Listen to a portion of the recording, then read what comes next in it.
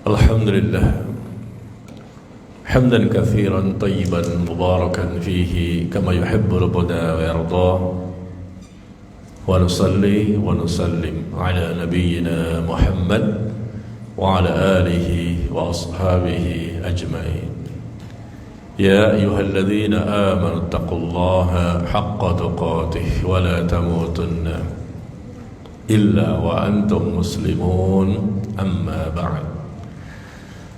Jemaah sekalian yang berbahagia, kita bersyukur kepada Allah Tabaraka wa Ta'ala di pagi hari ini kembali kita bertemu dan melanjutkan kajian kita dari pembahasan buku yang berjudul 50 Sebab Terhindar dari Siksa Kubur.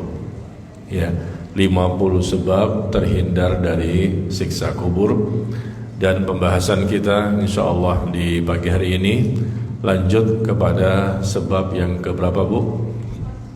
Iya, 44. Silakan jamaah sekalian yang sudah memiliki bukunya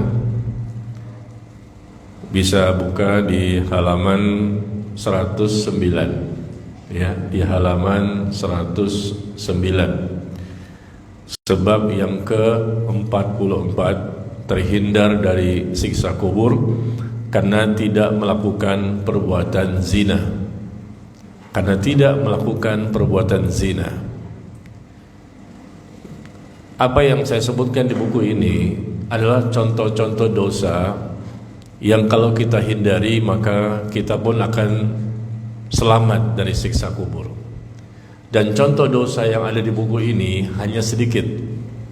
Karena inilah yang kita dapatkan dalam Al-Quran atau di hadis. Adanya informasi bahwa kalau melakukan dosa itu akan mendapatkan siksa kubur. Nah, contoh-contohnya yang kita dapatkan kita kumpulkan. Adapun dosa-dosa yang lain yang saya tidak cantumkan di buku ini, tentunya juga harus kita hindari dan kita jauhi. Karena di sini banyak sekali yang tidak tercantum. Misalnya dosa minum minuman keras, khamr, apakah boleh? Tidak boleh. Atau dosa-dosa yang lain yang sifatnya dosa besar juga. Semua dosa itu kalau tidak ditinggalkan dan sampai mati tidak bertaubat, semuanya memiliki peluang untuk mendapatkan siksa kubur. Dosa apapun, apalagi dosa besar. Dosa kecil pun bisa menjadi sebab orang itu mendapatkan siksa kubur. Apalagi dosa kecil ini lama-lama menjadi dosa besar. Atau dosa kecil yang mereka remeh, ya, atau dosa kecil yang sengaja diceritakan ke orang lain, yang akhirnya menjadi ujub dan sombong, dan akhirnya berpindahlah menjadi dosa besar. Jadi perlu disampaikan ya sebagai muqaddimah bahwa di sebab yang ke-44 ini kita mengatakan contoh yang ada di buku ini hanya beberapa saja. Sebetulnya ada dosa-dosa lain yang sangat banyak. Intinya semua dosa dijauhi, dosa besar maupun dosa kecil. Begitu juga perintah-perintah yang tercantum dalam buku ini, baik yang wajib maupun sunnah, hanya sedikit. Intinya kita lakukan semuanya. Yang wajib perintah kita kerjakan, yang sunnah pun kita berlomba-lomba untuk bisa mengamalkannya. Seperti itu ya. Jadi jangan merasa nanti ketika melihat di daftar isi buku ini, wah contoh dosa ini enggak ada, dosa ini enggak ada, dosa ini enggak ada. Oh berarti boleh nih. Berarti boleh diamalkan dan tidak ada ancaman untuk mendapatkan siksa kubur. Padahal semua dosa itu adalah perbuatan yang akan memiliki potensi untuk mendapatkan siksa kubur. Dosa apapun. Sekali lagi yang saya cantumkan hanya yang kita dapatkan keterangan-keterangan langsung yang berkaitan dengan siksa kubur ya. Jadi jangan sampai kita melakukan dosa-dosa yang lain gara-gara tidak tercantum di buku ini. Sebelum kita mulai, sebagaimana biasa, saya ingin bertanya kepada Bapak Ibu, sehat semuanya? Sehatnya zahir dan batinnya? Alhamdulillah. Sudah soleh dan saleha? Sudah bertakwa semua? Sudah jelas sebagai penghuni sorga?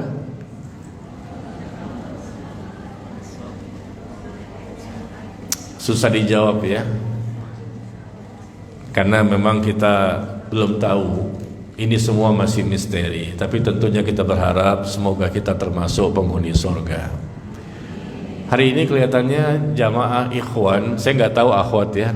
Ikhwan kelihatannya lebih sedikit ya yang datang. Mungkin sebagian lagi di IKN. Iya, sebagian lagi di IKN ya, belum pulang ya, mengikuti acara di sana.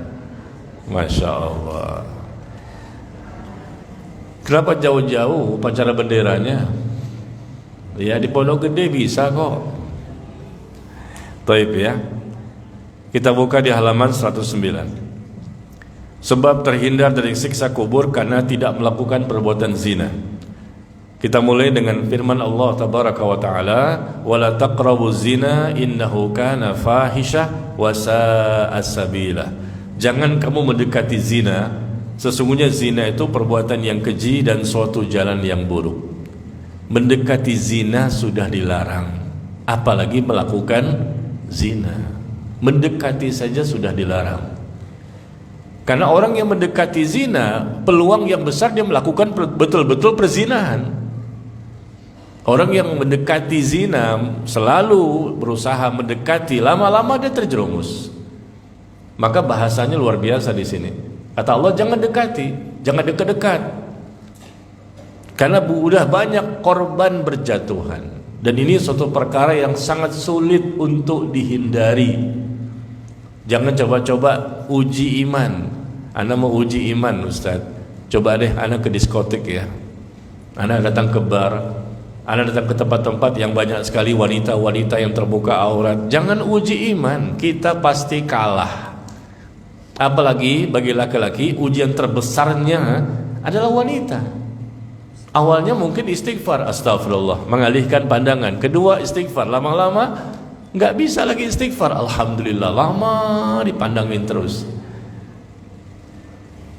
Karena itu fitrah, kodrat, takdir dari Allah bahwa fitnah terbesar bagi laki-laki adalah wanita, dan fitnah terbesar bagi wanita adalah harta. Meskipun begitu, wanita juga banyak yang melakukan perzinahan. Bahkan Nabi SAW menyebutkan bahwa kebanyakan penghuni neraka, mereka masuk neraka itu akibat dua dosa. Yang pertama dosa lisan, mulut, al-fam wal farj. Dosa mulut dan kemaluan. Yang menyebabkan kebanyakan manusia masuk surga disebabkan oleh takwa dan akhlak yang baik.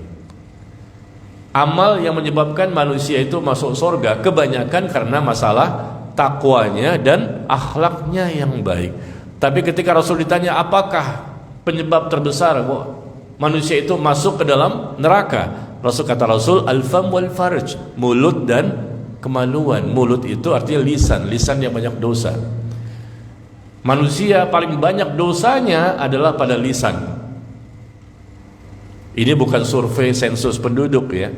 Rasul mengatakan demikian berdasarkan tuntunan wahyu. Aktaru khotoya bani Adam fi lisani.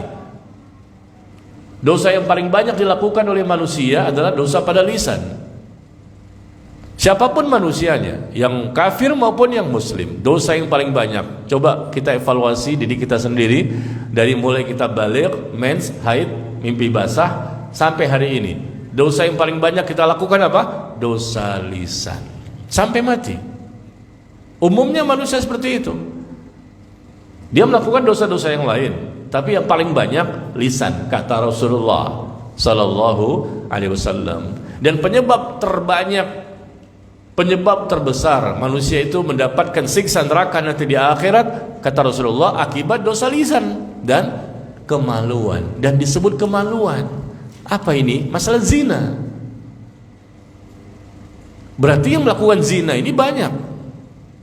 Kalau lisan oke lah, kita bisa memahami ya, memang ya lisan ini lidah tidak bertulang, lisan ini tajam sekali meskipun tidak bertulang. Ada menggibah, namimah, membongkar aib, ya, merusak kehormatan orang lain, menuduh-nuduh, mencaci maki, melaknat dan lain-lain.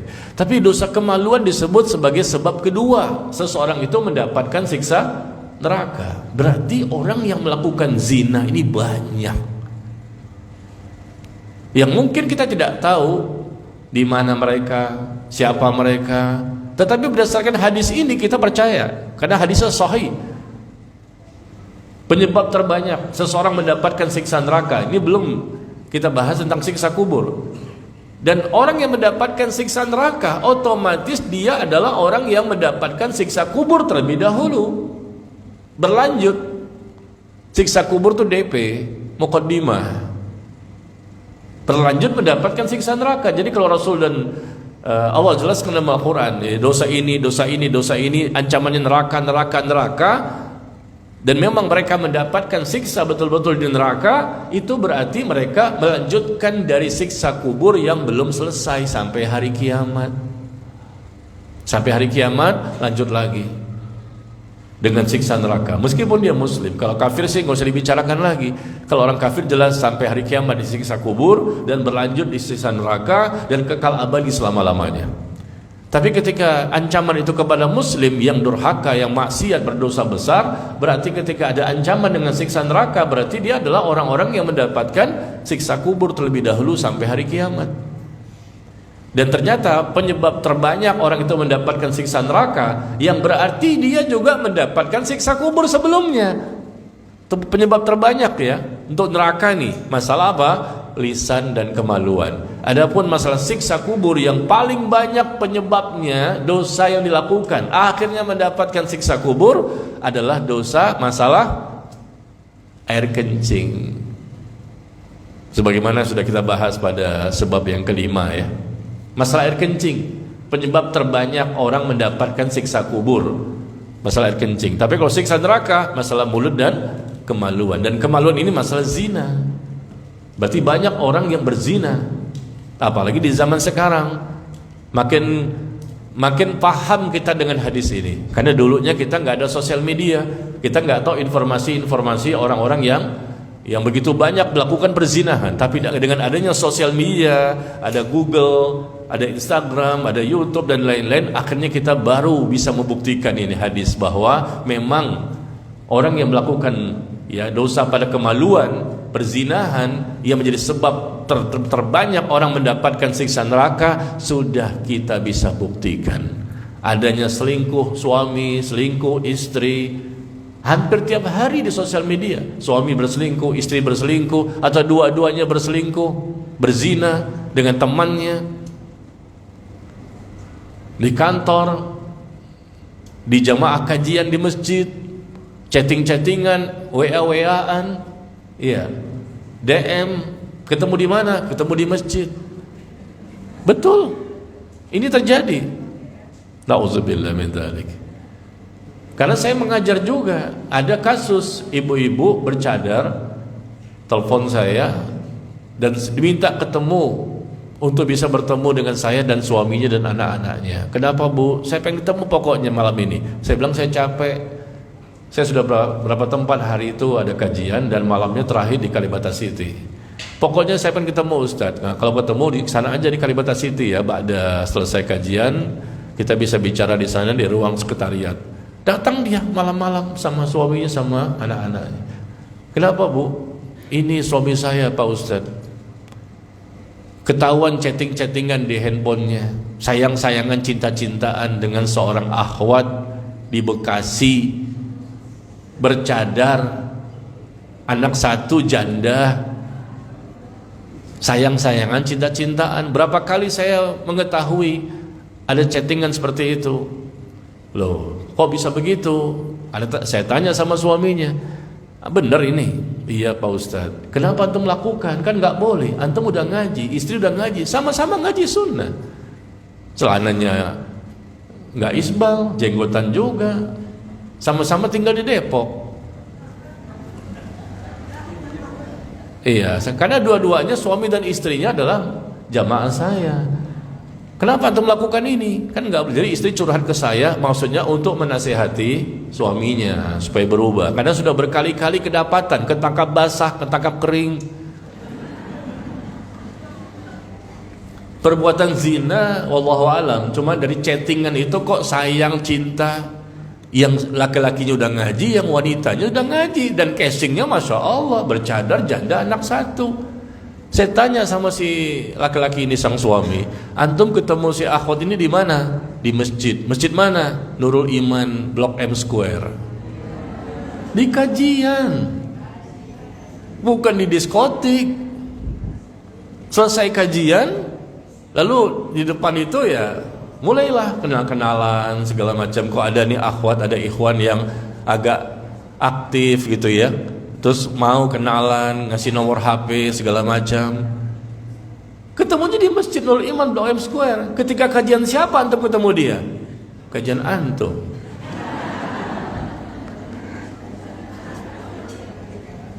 Musibah ya. Padahal saya tidak pernah mengajarkan seperti itu. Nah, lalu saya nasihati, nggak boleh antum begitu. Itu zina. Zina itu terbagi 7. Zina mata, zina pendengaran, zina lisan, zina tangan, kaki, hati, dan kemaluan. 7. Terakhir kemaluan. Kalau antum memang butuh, mampu, 2 ya, butuh dan mampu, silakan antum nikahi akhwat tersebut, janda anak 1. Meskipun izin tidak ada dari istri, tapi antum butuh dan mampu, silakan, bismillah, ini halal kok. Daripada antum begini cinta sayang terbukti ada di handphonenya, ini bukan istri antum, orang lain, berdosa itu. Berarti antum sudah melakukan zina ini. Zina mata sudah, dan zina yang lain meskipun mungkin kemaluan belum. Saya katakan demikian ya, nggak boleh ini. Padahal udah sama-sama ngaji, tapi lama-lama kan bisa berbahaya. Ketemu janjian di hotel, nanti bisa berbahaya. Karena pernah juga kejadian yang lain, bukan dia tapi orang lain. Ikhwan WA ke HP saya nggak kenal siapa dia. Dia sama-sama ngaji sunnah dengan akhwatnya, sama-sama kerja di satu kantor yang sama, dan mereka berzina. Udah ngaji sunnah dua-duanya. Nah, ikhwan ini saya nasihati, selesai, mudah-mudahan bermanfaat. Nggak lama kemudian, beberapa hari kemudian, si istrinya nih, si akhwat yang lapor ke saya, ketemu lagi di kajian di Depok. Selesai kajian, dia ke depan. Ada apa bu? Saya nggak tahu siapa dia, kan nggak kelihatan kan pakai cadar. Pak Ustadz, saya yang kemarin yang di Kalibata City. Oh iya, gimana bu? Maaf Pak Ustadz, saya mau buka cadar saya ya. Kenapa dibuka bu? Saya mau menunjukkan mata saya lebam, benjol, dipukul sama suami saya. Biru bu, Pak. Dibukanya kaget saya. Biru, bengkak. Rupanya sang suami pas pulang itu nggak terima, kenapa dilapor kepada saya. Dia nggak terima, malu dia. Mungkin waktu datang ke Kalibata City itu nggak dikasih tahu kenapa, untuk apa ketemu Ustadz. Sampai di sana istri menceritakan tentang dia kaget di situ. Dia pukul sampai lebam, biru ini, salah satu matanya. Saya kaget, dibuka ini Ustadz, gimana? Apakah dengan seperti ini saya bisa minta cerai? Boleh nggak dengan alasan seperti ini? Saya di KDRT. Nah, ini sekedar cerita nyata ya, bahwa ternyata zina itu, zina mata dan zina-zina lain, meskipun tidak sampai kemaluan, bukan hanya di tempat-tempat maksiat, di masjid, rumah Allah pun bisa terjadi, cikal bakalnya di situ. Chatting-chattingan, keluar dari masjid, pandang-pandangan, dari mata turun ke hati, dari hati turun ke mana? Ini terjadi. Bahkan kemarin ketika khutbah Jumat kemarin, masih 2 hari yang lalu, masih anget nih ceritanya. Mau dengar bu?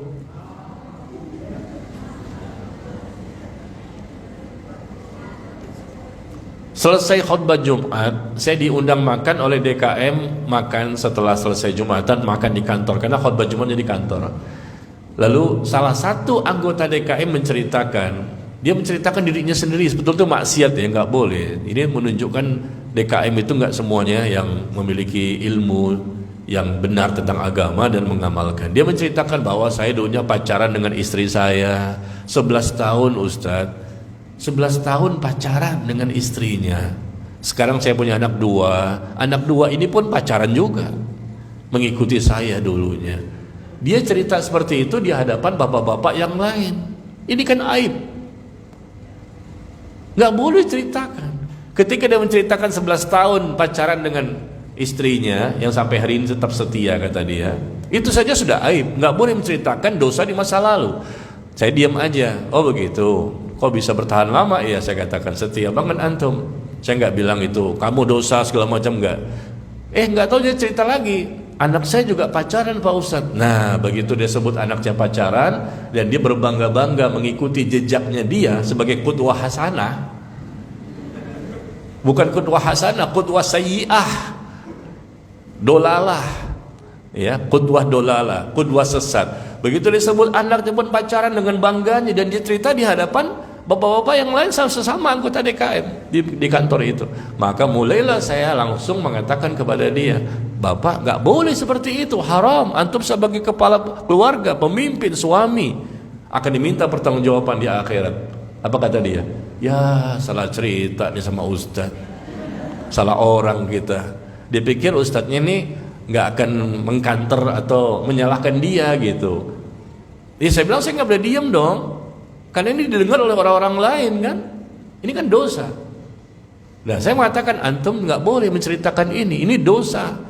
Dan antum sebagai suami akan diminta pertanggungjawaban. Masa lalu antum ya sudahlah, bertobat dengan tobat nasuha. Besok nih akhir Agustus dia berangkat umroh. Dan 80% jantungnya sudah rusak, harus di bypass. Itu mungkin biasa jadi hukuman dari Allah, saya katakan. Masih muda orangnya, tapi dia biarkan anaknya untuk pacaran lagi. Saya katakan zina itu. Kaget dia. Loh, enggak zina kok Ustadz? Loh zina itu ada 7. Mata, pendengaran, lisan, tangan, kaki, hati, dan kemaluan. Antum kan pernah pacaran ke 11 tahun. Apakah antum tidak punya perasaan di hati, syahwat tuh naik? Langsung oh iya juga sih. Mata memandang auratnya, dipegang-pegang juga. Apa itu bukan sesuatu yang bisa menaikkan syahwat? Karena Rasul mengatakan 7, itu muqaddimah semua itu. Dari awal zina. Zina itu semuanya berasal dari mata. Makanya orang yang buta, insya Allah mereka terselamatkan dari zina mata. Tapi kita yang melihat nih nggak bisa terhindar.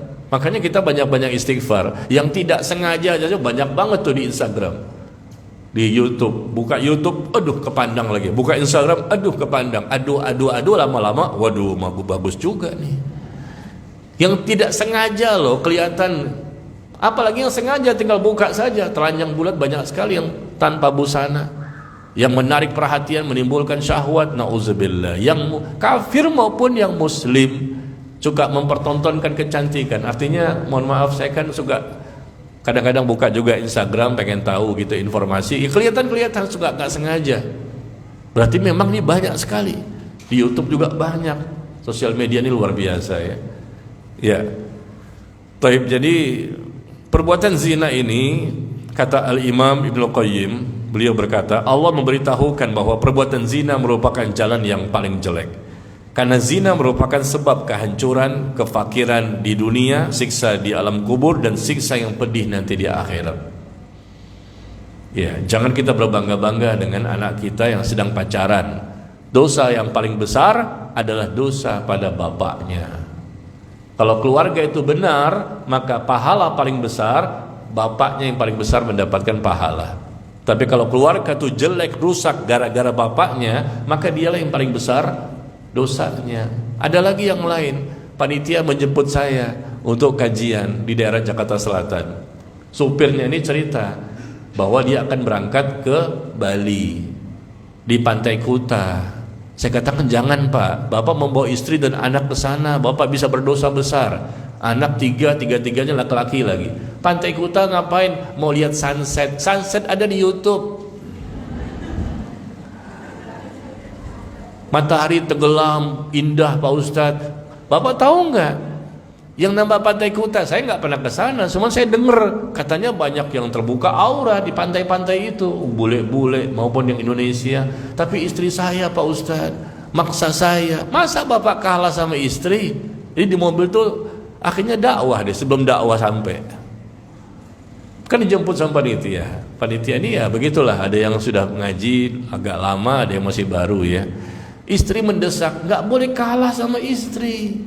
Ini kan suatu kemaksiatan. Dia kalah sama istrinya, takut istri, ikatan suami takut istri. Mungkin istrinya besar tinggi, ikut fitness, nge-gym barangkali, dan ototnya keluar semua, jadi suami tinggal diputer-puter aja, lempar. Takut sama antum juga besar badannya. Saya katakan nggak boleh, ini antum justru pemimpin paling besar dosanya. Udah kan, bulan depan ketemu lagi, dijemput lagi di tempat yang sama. Dia cerita, saya berangkat Pak Ustadz. Ya Allah, dikasih tahu. Gimana? Pusing saya, banyak banget yang telanjang. Tuh kan saya udah bilang, Pantai Kuta udah terkenal. Jangankan antum yang sudah kuat imannya pun langsung futur imannya melihat seperti itu. Di YouTube aja udah futur, bagaimana langsung melihat langsung bagaimana terbebasnya mereka dengan melakukan berbagai macam cara di sana. Ya sebebas-bebas, nggak ada rambu syariat. Kan tempat-tempat orang kafir banyak di sana yang melakukan kemaksiatan. Saya pusing Pak Ustaz. Saya katakan antum bertanggung jawab atas dosa secara pribadi dan dosa istri dan 3 anak laki-laki, semua dosanya juga ada pada antum. 3 anak laki-laki. Kalau antum terbangkitkan syahwat, ada istri. Anak 3 ini kemana laki-laki ini? Kalau terbangkitkan syahwat, melihat langsung, kan pusing mereka. Yang punya istri aja nggak boleh melihat seperti itu, sengaja mendatangi gitu kan. Ya Allah, habis berapa? 10 juta Pak Ustadz. Saya kaget, mahal banget.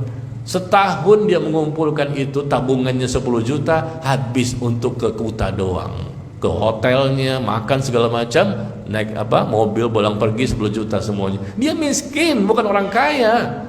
Tapi gara-gara desakan dari istri. Nah inilah ya. Nauzubillah min dzalik. Jadi kita lihat bagaimana hadis dari Nabi SAW ya, ketika beliau diperlihatkan adanya azab kubur dan beliau bertanya kepada malaikat Jibril dan malaikat Mikail, beritahukan kepadaku tentang apa yang aku lihat. Kedua malaikat menjawab, baiklah. Adapun orang yang dalam kondisi telanjang, ya, baik laki-laki dan wanita, kondisinya telanjang, yang Rasul lihat, yang engkau lihat itu sedang disiksa di dalam lubang seperti tungku, yang bagian atasnya sempit dan di bagian bawahnya luas, yang di bawahnya terdapat api yang menyala-nyala, maka mereka adalah para penzina. Ini kondisi di alam kubur. Rasul dalam kondisi tidurnya itu dia bermimpi, dan mimpi itu wahyu, berbeda dengan kita. Dan hadisnya sahih dikeluarkan oleh Imam Al-Bukhari dan lain-lain. Rasul diperlihatkan tentang adanya alam kubur, ya, berbeda dengan Isra dan Mi'raj. Rasul diperjalankan dengan jasad dan ruhnya langsung ke langit yang ke-7. Tapi di sini beliau mimpinya hak. Ya, diperlihatkan adanya bentuk salah satu siksa kubur, yaitu wanita dan laki-laki telanjang dan dibakar dengan api, dan ini adalah salah satu siksa kubur bagi para penzina. Kemudian hadis berikutnya di halaman 110. Abu Umamah Al-Bahili berkata, aku mendengar Rasulullah SAW bersabda, baina ana naim id atani rajulani. Ketika aku sedang tidur, kata Rasulullah, datanglah 2 orang laki-laki kepadaku, lalu mereka memegang kedua tanganku dan membawaku ke sebuah gunung yang menakutkan. Keduanya berkata, naiklah. Kata Rasulullah, sungguh aku tidak bisa melakukannya. Ya. Kemudian dikatakan kepadanya, kami akan memudahkannya untukmu. Lalu Rasul pun naik hingga sampai pada puncak gunung.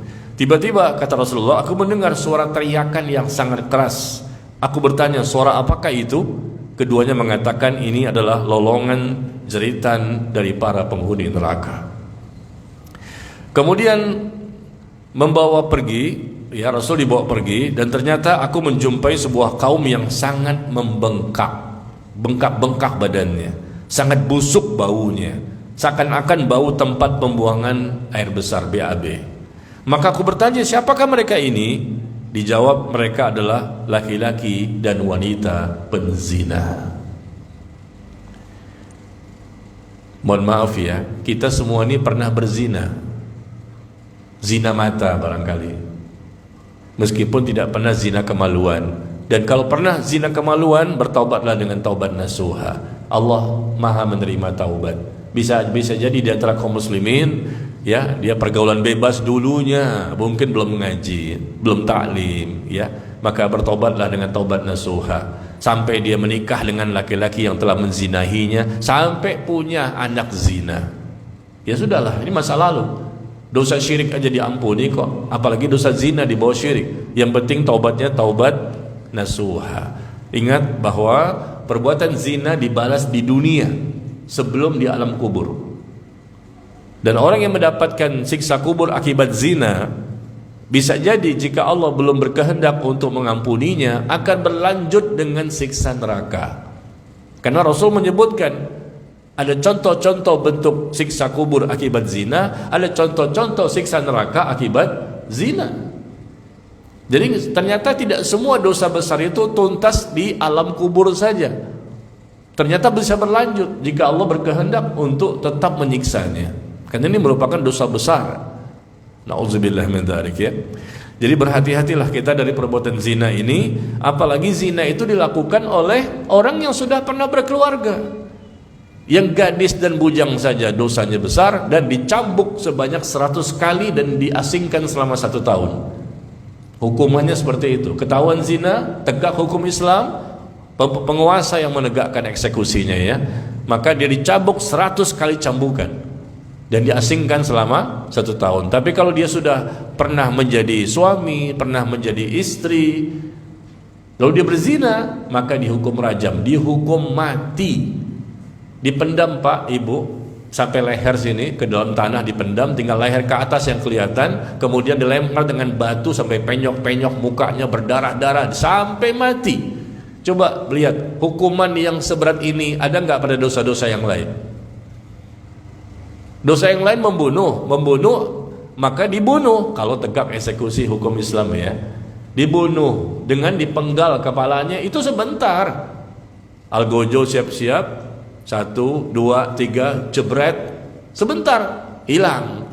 Tapi kalau masalah dirajam itu lebih sakit matinya. Tinggal leher ke atas, kemudian dilempar dengan batu, mukanya itu dilempar dengan batu, berdarah-darah, penyok-penyok, bengkak-bengkak sampai mati. Itu hukum rajam karena dia suami atau istri yang berzina. Luar biasa kan hukumannya di dunia itu, apalagi nanti di akhirat. Meskipun bukan dosa besar yang paling besar, bagaimana yang lebih besar lagi dosanya? Nauzubillah min dzalik. Tapi memang karena tidak ditegakkan hukum ya, tidak ada yang menegakkan hukum Islam seperti itu, maka aman-aman saja di negara kita. Selingkuh jalan lagi, berselingkuh lagi jalan lagi, zina zana sina zini, zina zana sina sini. Yang belum nikah ataupun yang sudah menikah itu nggak ada hukumannya. Yang ada hukumannya itu adalah kalau diperkosa. Diperkosa, pemerkosanya ditangkap, itu dihukum. Tapi kalau sama-sama senang, sama-sama ridho, sama-sama ikhlas, bahkan bisa nikah kontrak, zina itu bisa disewa berapa hari, 3 hari, nikah mut'ah. Nikah mut'ah versinya agama Syiah. Agama Syiah itu punya versi nikah namanya nikah mut'ah. Tergantung perjanjian, 1 hari, 3 hari, seminggu, sebulan. Setelah sebulan pisah. Begitu aja, nggak ada wali, nggak ada saksi. Jadi kayak orang kontrak untuk berzina benar-benar kayak pelacur, tapi dikatakan halal bagi agama Syiah. Nauzubillah. Makanya di Iran itu banyak sekali penyakit kelamin di sana.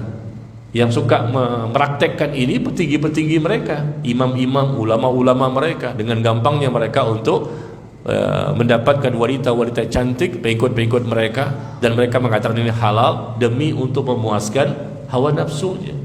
Nauzubillah min dzalik. Nah, kita lihat di halaman 111. Kata Nabi alaihi salatu wasallam, "Thalathatun la yukallimuhumullah yaumal qiyamah wa la yanzuru ilaihim wa la yuzakkihim wa lahum adzabun alim." Ada 3 golongan manusia, 3 golongan manusia yang mana Allah tidak akan berbicara dengan mereka pada hari kiamat, tidak akan mensucikan mereka, tidak akan melihat dengan pandangan kasih sayang, dan bagi mereka azab yang pedih. 4 ancaman bagi 3 golongan manusia. Tidak berbicara kepada mereka dengan pembicaraan yang baik, tapi Allah murka dan marah, tidak melihat dengan pandangan kasih sayang. Allah tidak akan mensucikan dosa-dosa mereka, dan bagi mereka azab yang pedih. Siapa mereka? Pertama, orang tua yang berzina. Udah tua keladi, makin tua makin jadi. Orang tua yang berzina, dia udah punya anak, umurnya udah 50, 40, 60, apalagi 70, tapi masih berzina. Kenapa? Karena dia punya uang barangkali, dan dia tidak takut kepada Allah. Bukan bicara orang kafir nih, muslim juga banyak. Udah punya cucu juga, masih berzina, main di hotel, minum obat kuat, belum mulai mati duluan. Kena serangan jantung katanya, ya kan? Udah gak kuat, udah bergetar-getar dia, tremor, Parkinson, bergetar-getar, belum mulai nih, udah getar-getar, udah gak kuat, lemes ya, makan obat kuat deh, supaya kuat di berzina dengan pelacur, belum mulai mati duluan. Atau mungkin sedang bermain, mati di situ. Gimana matinya? Su'ul khatimah. Orang seperti ini gimana? Siksa kubur gak?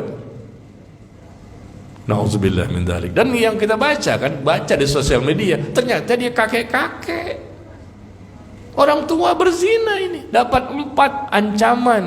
Di dunia tidak tegak hukum Islam, tapi di akhirat tetap dia mendapatkan siksa. Kenapa? Karena dia belum bertaubat. Intinya, jemaah sekalian, perbuatan dosa apapun, sebesar apapun dosa kita, kalau kita sudah sempat bertaubat dulu di dunia ini dengan taubat nasuha, maka di sana udah nggak ada lagi siksa. Yang penting taubat nasuha dulu di dunianya. Orang yang mendapatkan siksa kubur itu semuanya siapa? Orang yang tidak bertaubat selama di dunia.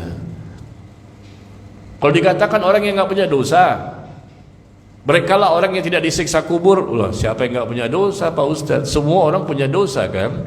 Kita juga banyak dosa, termasuk saya. Tapi orang yang berbuat dosa kemudian diiringi dengan perbuatan baik, dia pun segera bertaubat. Nah, itulah yang selamat. Nggak mungkin manusia tidak pernah berbuat dosa. Semua orang pernah berbuat dosa. Tapi ada manusia yang bisa tidak memiliki dosa. Siapa? Manusia semua pernah melakukan dosa, tapi ada manusia yang bisa tidak memiliki dosa. Siapa? Rasulullah. Rasulullah pernah melakukan kesalahan, turun ayat, ditegur. Meskipun Allah mengatakan diampuni dosa-dosanya yang lalu maupun yang akan datang. Setelah itu ya, yang lalu diampuni semua, dosa kecil semua, yang akan datang belum dilakukan sudah diampuni. Tapi maksud saya ada tipikal manusia yang mereka tuh bisa tidak memiliki dosa. Siapa mereka? Kalau Rasul memiliki, cuma diampuni setelahnya. Tapi ada orang yang tidak memiliki dosa, manusia ya, bukan malaikat. Siapa? Bayi. Bayi jangan diomongin, kalau nggak bayi sih. Orang yang belum baligh, belum dicatat dosanya, ya kan?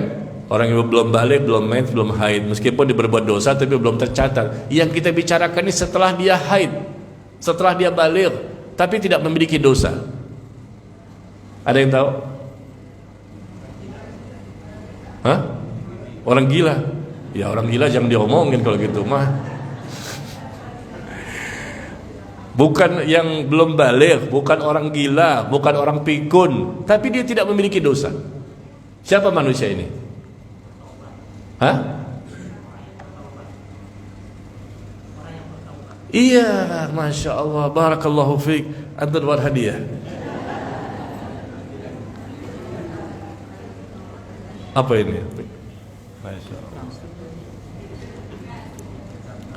Gak dapat deh saya. Gak apa-apa, senang saya Bapak bisa menjawab. Yang lain tidak mau menjawab karena takut ria. Orang yang bertaubat, betul itu jawabannya. Orang yang bertaubat itu orang yang tidak memiliki dosa. Awalnya punya dosa semua manusia, semua manusia. Begitu dia bertaubat, nggak punya dosa. Kalau taubatnya diterima ya. Kalau taubatnya nasuha, taubatnya diterima. Karena Rasul mengatakan at-taib minadz-dzam. Orang yang bertaubat dari dosa sama seperti orang yang tidak punya dosa. Di dunia dia sudah bertaubat dengan taubat nasuha, dosa apapun dia bertaubat dengan taubat nasuha, maka dia sama dengan orang yang tidak punya dosa. Jadi manusia bisa memiliki itu, tidak punya dosa sama sekali setelah dia bertaubat. Asalkan taubatnya diterima ya. Tapi kita jangan pede dulu nih. Wah, berarti sekarang saya nggak punya dosa dong nih. Ya, antum tahu nggak diterima oleh Allah? Nggak tahu sih. Ada turun wahyu tentang antum? Nggak ada. Kalau Rasulullah dan para sahabat iya. Allah menerima taubat Rasul, Allah menerima taubat para sahabat. Turun wahyu At-Taubah 117. Laqad taballahu 'alan nabi. Ya, At-Taubah 117. Allah mengatakan Allah menerima taubatnya Nabi dan para sahabat. Meskipun sudah ada informasi Allah terima taubat mereka, tetap saja mereka ketakutan dengan dosa-dosa mereka. Dan untuk kita jangan pede dulu, meskipun mungkin kita sudah taubat nasuha. Karena kita nggak tahu informasi dari Allah. Yang menilai taubat nasuha itu bukan kita secara pribadi, tapi Allah tabaraka wa ta'ala. Ya. Nah sekarang bagian berikutnya yang kita ingin bahas tentang dosa zina ini, insya Allah sudah dipahami bahwa dosa zina merupakan dosa besar dan diancam dengan azab di dunia dan siksa kubur serta azab neraka. Sekarang kita ingin bahas tentang sebab-sebab kenapa timbulnya perzinahan. Sebab-sebab kenapa timbulnya perbuatan dosa zina. Yang pertama sebabnya karena bersolek, berdandan, berhias. Lalu wanita ini keluarlah dari rumahnya tanpa menutupi aurat. Ini sebab pertama terjadi berzina. Dia bersolek, berdandan, berhias, lalu dia keluar dari rumahnya, dia tampakkan auratnya kepada orang yang bukan mahram. Apalagi dipakai wangi-wangian juga. Wah, lengkap semuanya. Ya. Dia keluar dalam kondisi seperti itu, ini besar peluang terjadinya zina. Minimal zina mata, terlihatlah oleh orang banyak. Dia berdosa dan dia menyebabkan orang lain berdosa. Ya Allah Pak, diganti Pak, diganti. Masya Allah, Alhamdulillah. Dikasih hadiah ke antum, mana diganti juga nih. Alhamdulillah. Jangan lupa nanti transfer ya. Ya, jadi seperti itu ya. Yang pertama, adanya wanita. Kenapa kita fokuskan wanita? Mohon maaf ya ibu-ibu ya. Karena wanita inilah sumbernya penyebab terjadinya zina. Umumnya wanita. Laki-laki juga bisa, tapi umumnya karena wanita itu. Dorongan. Jadi laki-laki itu modalnya udah ada. Apa itu? Bensinnya udah ada laki-laki, tinggal nunggu api. Bensinnya udah ada, tinggal nunggu api. Nah apinya itu wanita nih datang, terbakarlah, jadi zina di situ. Bensinnya udah ada. Ini ibarat perumpamaannya seperti itu. Jadi wanita bersolek, berdandan, berhias, ya pakai wangi-wangian, harum ya. Kemudian dia keluar bersolek, apalagi berjalan berlenggak-lenggok, terbukanya aurat. Nah ini kan jadi modal awal. Laki-laki memang sudah punya potensi. Fitnah terbesarnya adalah wanita. Jangan salahkan laki-laki, ya mereka aja nggak jaga diri Pak Ustadz. Saya kan maunya begini, mereka jaga diri dong, tutup, tundukkan pandangan mata. Iya memang, tapi kan kalau cara seperti itu juga nggak selalu efektif. Nggak semuanya laki-laki itu orang yang bertakwa, nggak semua laki-laki itu nabi dan rasul. Mereka juga punya ya kelemahan-kelemahan dan umumnya lemah. Kenapa? Ini fitnah terbesar. Oke lah, laki-laki tidak minum minuman keras, laki-laki tidak durhaka sama orang tua, laki-laki tidak membunuh, laki-laki tidak korupsi, laki-laki tidak melakukan ini dosa besar. Oke, semua bisa dihindari. Tapi yang satu ini, aduh paling berat, diakui oleh semua laki-laki. Karena Rasul mengatakan demikian kok. Dan Rasul mengatakan dengan tuntunan wahyu. Dan Allah yang menjadikan mereka seperti itu. Ma taraktu fitnatan, tidak aku tinggalkan fitnah yang lebih berbahaya bagi laki-laki dibandingkan fitnah wanita. Nah kalau wanita bensin kan ibaratnya, ternyata keluar dari rumah, terbuka aurat, bupati, buka paha tinggi-tinggi, sekwilda, sekitar wilayah dada. Wah, pakaian-pakaiannya ya menor, dandanannya dengan wangiannya, terbuka aurat, semakin terbuka, sedikit saja terbuka sudah bisa menimbulkan syahwat, apalagi banyak. Meskipun laki-laki ini, mohon maaf, dia punya 4 istrinya, tetap saja terbangkitkan syahwat, apalagi cuman atu-atunya. Ya Pak ya, nih ketawa nih kayaknya pengalaman nih. Di rumah cuma 1 stoknya, stok opnam, cuma 1 stok istrinya. Di luar, aduh, pandangan luar biasa. Yang 4 saja kebingungan. Kenapa begitu Pak Ustadz? Kan dia punya istri 4. Ya itulah manusia, laki-laki. Meskipun istrinya banyak, tetap dia akan tergoda lagi, tergoda lagi, tergoda lagi. Itu namanya fitrah, ciptaan yang Allah tetapkan bagi laki-laki. Ibu-ibu mungkin nggak tahu. Makanya wanita itu ditanya oleh Hafsah ya, anaknya Umar. Umar bertanya kepada Hafsah, berapa lamakah wanita bisa bertahan? Karena Umar ingin mengirim pasukan bersenjata jihad fisabilillah. Berapa lama wanita bisa bertahan ditinggalkan suaminya? Kata Hafsah 4 bulan. Nah, makanya setiap 4 bulan diganti, di rolling pasukan bersenjata itu, mujahidin, ganti, pulang kirim lagi, pulang kirim lagi, karena bisa bertahan 4 bulan. Kalau lebih dari 4 bulan katanya udah goyang itu tempat tidur. Artinya wanita nggak bisa bertahan lagi. 4 bulan bagi wanita, laki-laki, waduh, seminggu aja udah bisa pingsan mungkin. Ya, karena memang ini kebutuhan biologis mereka, dan fitnah mereka itu paling terbesar itu adalah wanita. Jadi ini sebab pertama ya, bersolek, berhias, berdandan, menor, keluar dari rumah, bertemu dengan laki-laki ya, dengan wanita yang bukan mahram, dan kemudian mereka terbuka auratnya. Ini menjadi penyebab pertama terjadinya perzinahan. Atau bukan keluar dari rumah, di sosial media.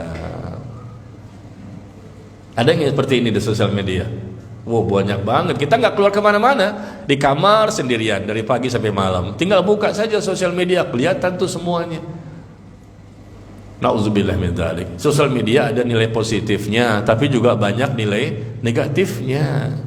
Ya, nauzubillah min dzalik. Jadi ini sebab pertama kenapa terjadi berzina ini, laki-laki dan wanita. Dan Rasul mengatakan penyebab terbanyak, terbesar manusia disiksa di neraka itu akibat mulut dan kemaluan. Karena wanitanya yang suka mengumbar aurat, bukan sekedar mengumbar, tapi bahkan penampilannya, dandanannya, waduh, kecantikan dia tontonkan di sosial media maupun di masyarakat.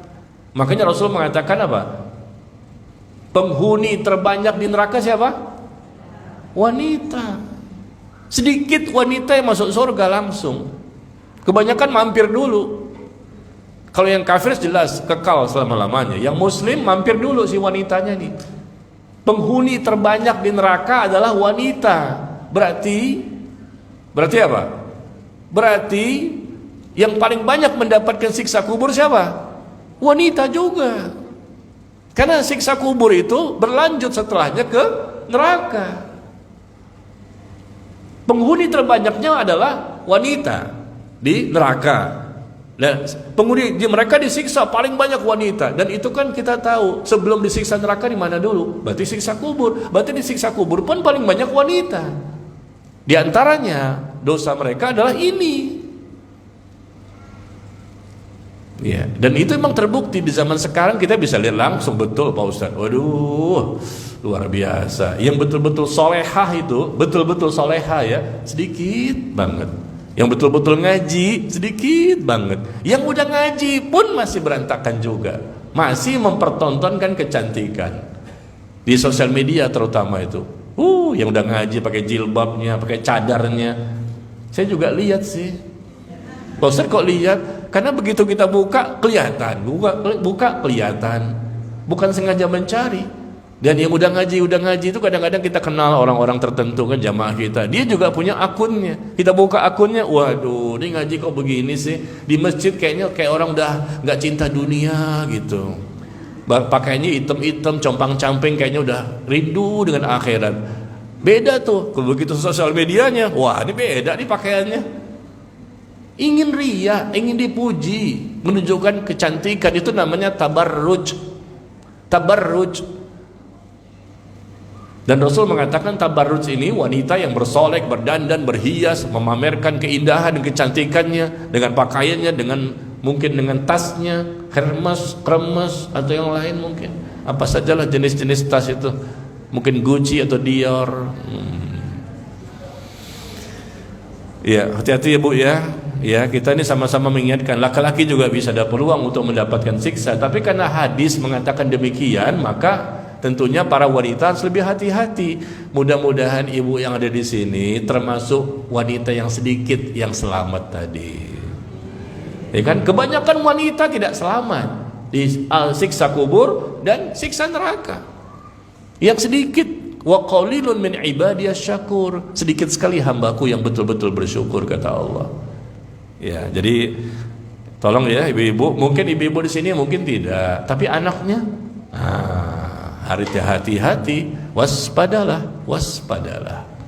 Anaknya bagaimana? Ibunya udah bagus barangkali ngaji, tutup aurat, tidak pakai wangi-wangian ketika keluar dari rumah, tercium oleh laki-laki yang bisa menimbulkan syahwat, bersolek, berhias, tabarruj. Ya, anaknya, ayo, bagaimana pendidikan kepada anak? Itu tanggung jawab juga orang tua. Yang kedua, sebab terjadinya zina adalah seorang wanita yang suka melemah lembutkan suaranya. Suaranya dilemah lembutkan, atau tulisan-tulisan atau video di media sosial yang menggoda dan membuka pintu-pintu fitnah. Ya, berbicara dengan laki-laki yang bukan mahram sekedarnya saja, Bu. Jangan berlebihan. Ada kebutuhan, boleh kita ngomong dengan laki-laki yang bukan mahram. Ngobrol sama ustadznya boleh. Ngobrol dengan yang lain. Kalau memang ada kebutuhan, silahkan. Tapi jangan dilemah lembutkan suara. Pas ketemu ustadz, gimana kabarnya ustadz? Aduh. Ustadznya langsung hatinya langsung bisa ini. Ya kan, ustadz manusia, Bu. Kalau ikhwan di sini kan laki-lakinya mantap kan, masya Allah. Dengan suara begitu, kira-kira tergoda nggak? Hah? Enggak ya, karena udah bertakwa semua ya, udah soleh semua ya. Iya, kadang-kadang telepon, Pak Ustadz, saya ada masalah nih, aduh, ya. Ustadz juga begitu, pas dengar begini-begini juga. Goyang-goyang juga sambil mengikuti suara si ibu tadi. Mudah-mudahan, kenapa nggak biasa saja? Oh, memang dia tipikalnya seperti itu. Dia mungkin nenggelis atau orang Solo kali ya. Meskipun dia orang Solo, mungkin halus, nenggelis orang Sunda, nggak boleh berbicara seperti itu. Biasa saja, datar. Ustadz, afwan, saya punya pertanyaan. Biasa saja.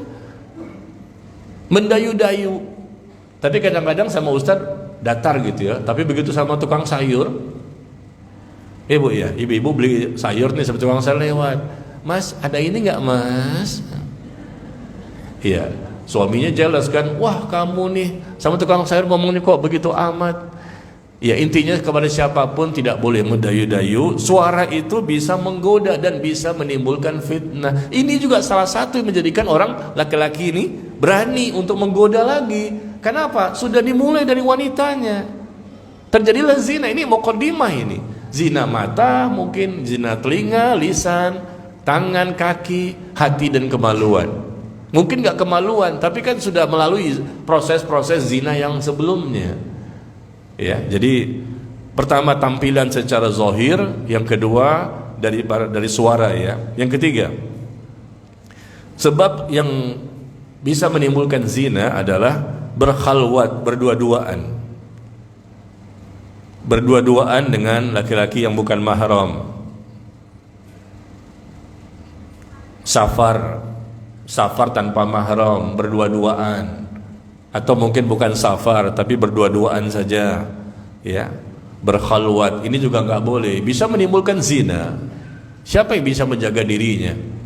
Kecuali kalau manusia itu nggak punya hawa nafsu, nah itu mungkin aman.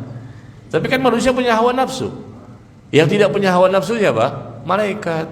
Dan kita bukan malaikat. Selama kita masih statusnya manusia, jangan coba-coba dibuka peluang seperti ini. Pasti akan tergoda, karena itulah manusia.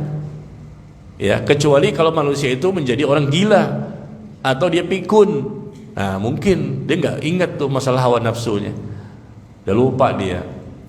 Jadi jangan berkhalwat berdua-duaan dengan orang yang bukan mahram, karena ini bisa menimbulkan fitnah dan godaan.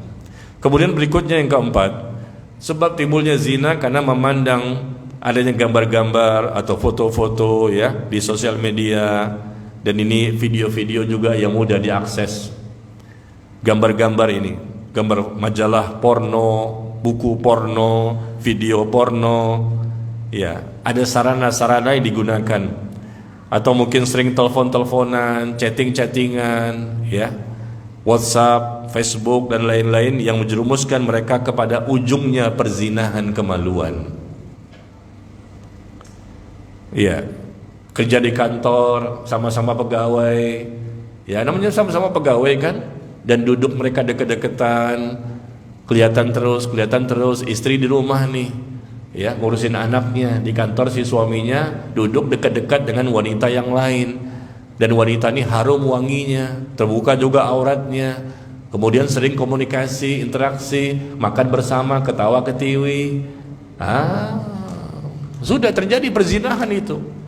Ya, nauzubillah. Begitulah lingkungan yang memang bebas banget ya. Bukan hanya di kantor, di mana saja ada peluang untuk terjadinya zina. Di masjid aja ada.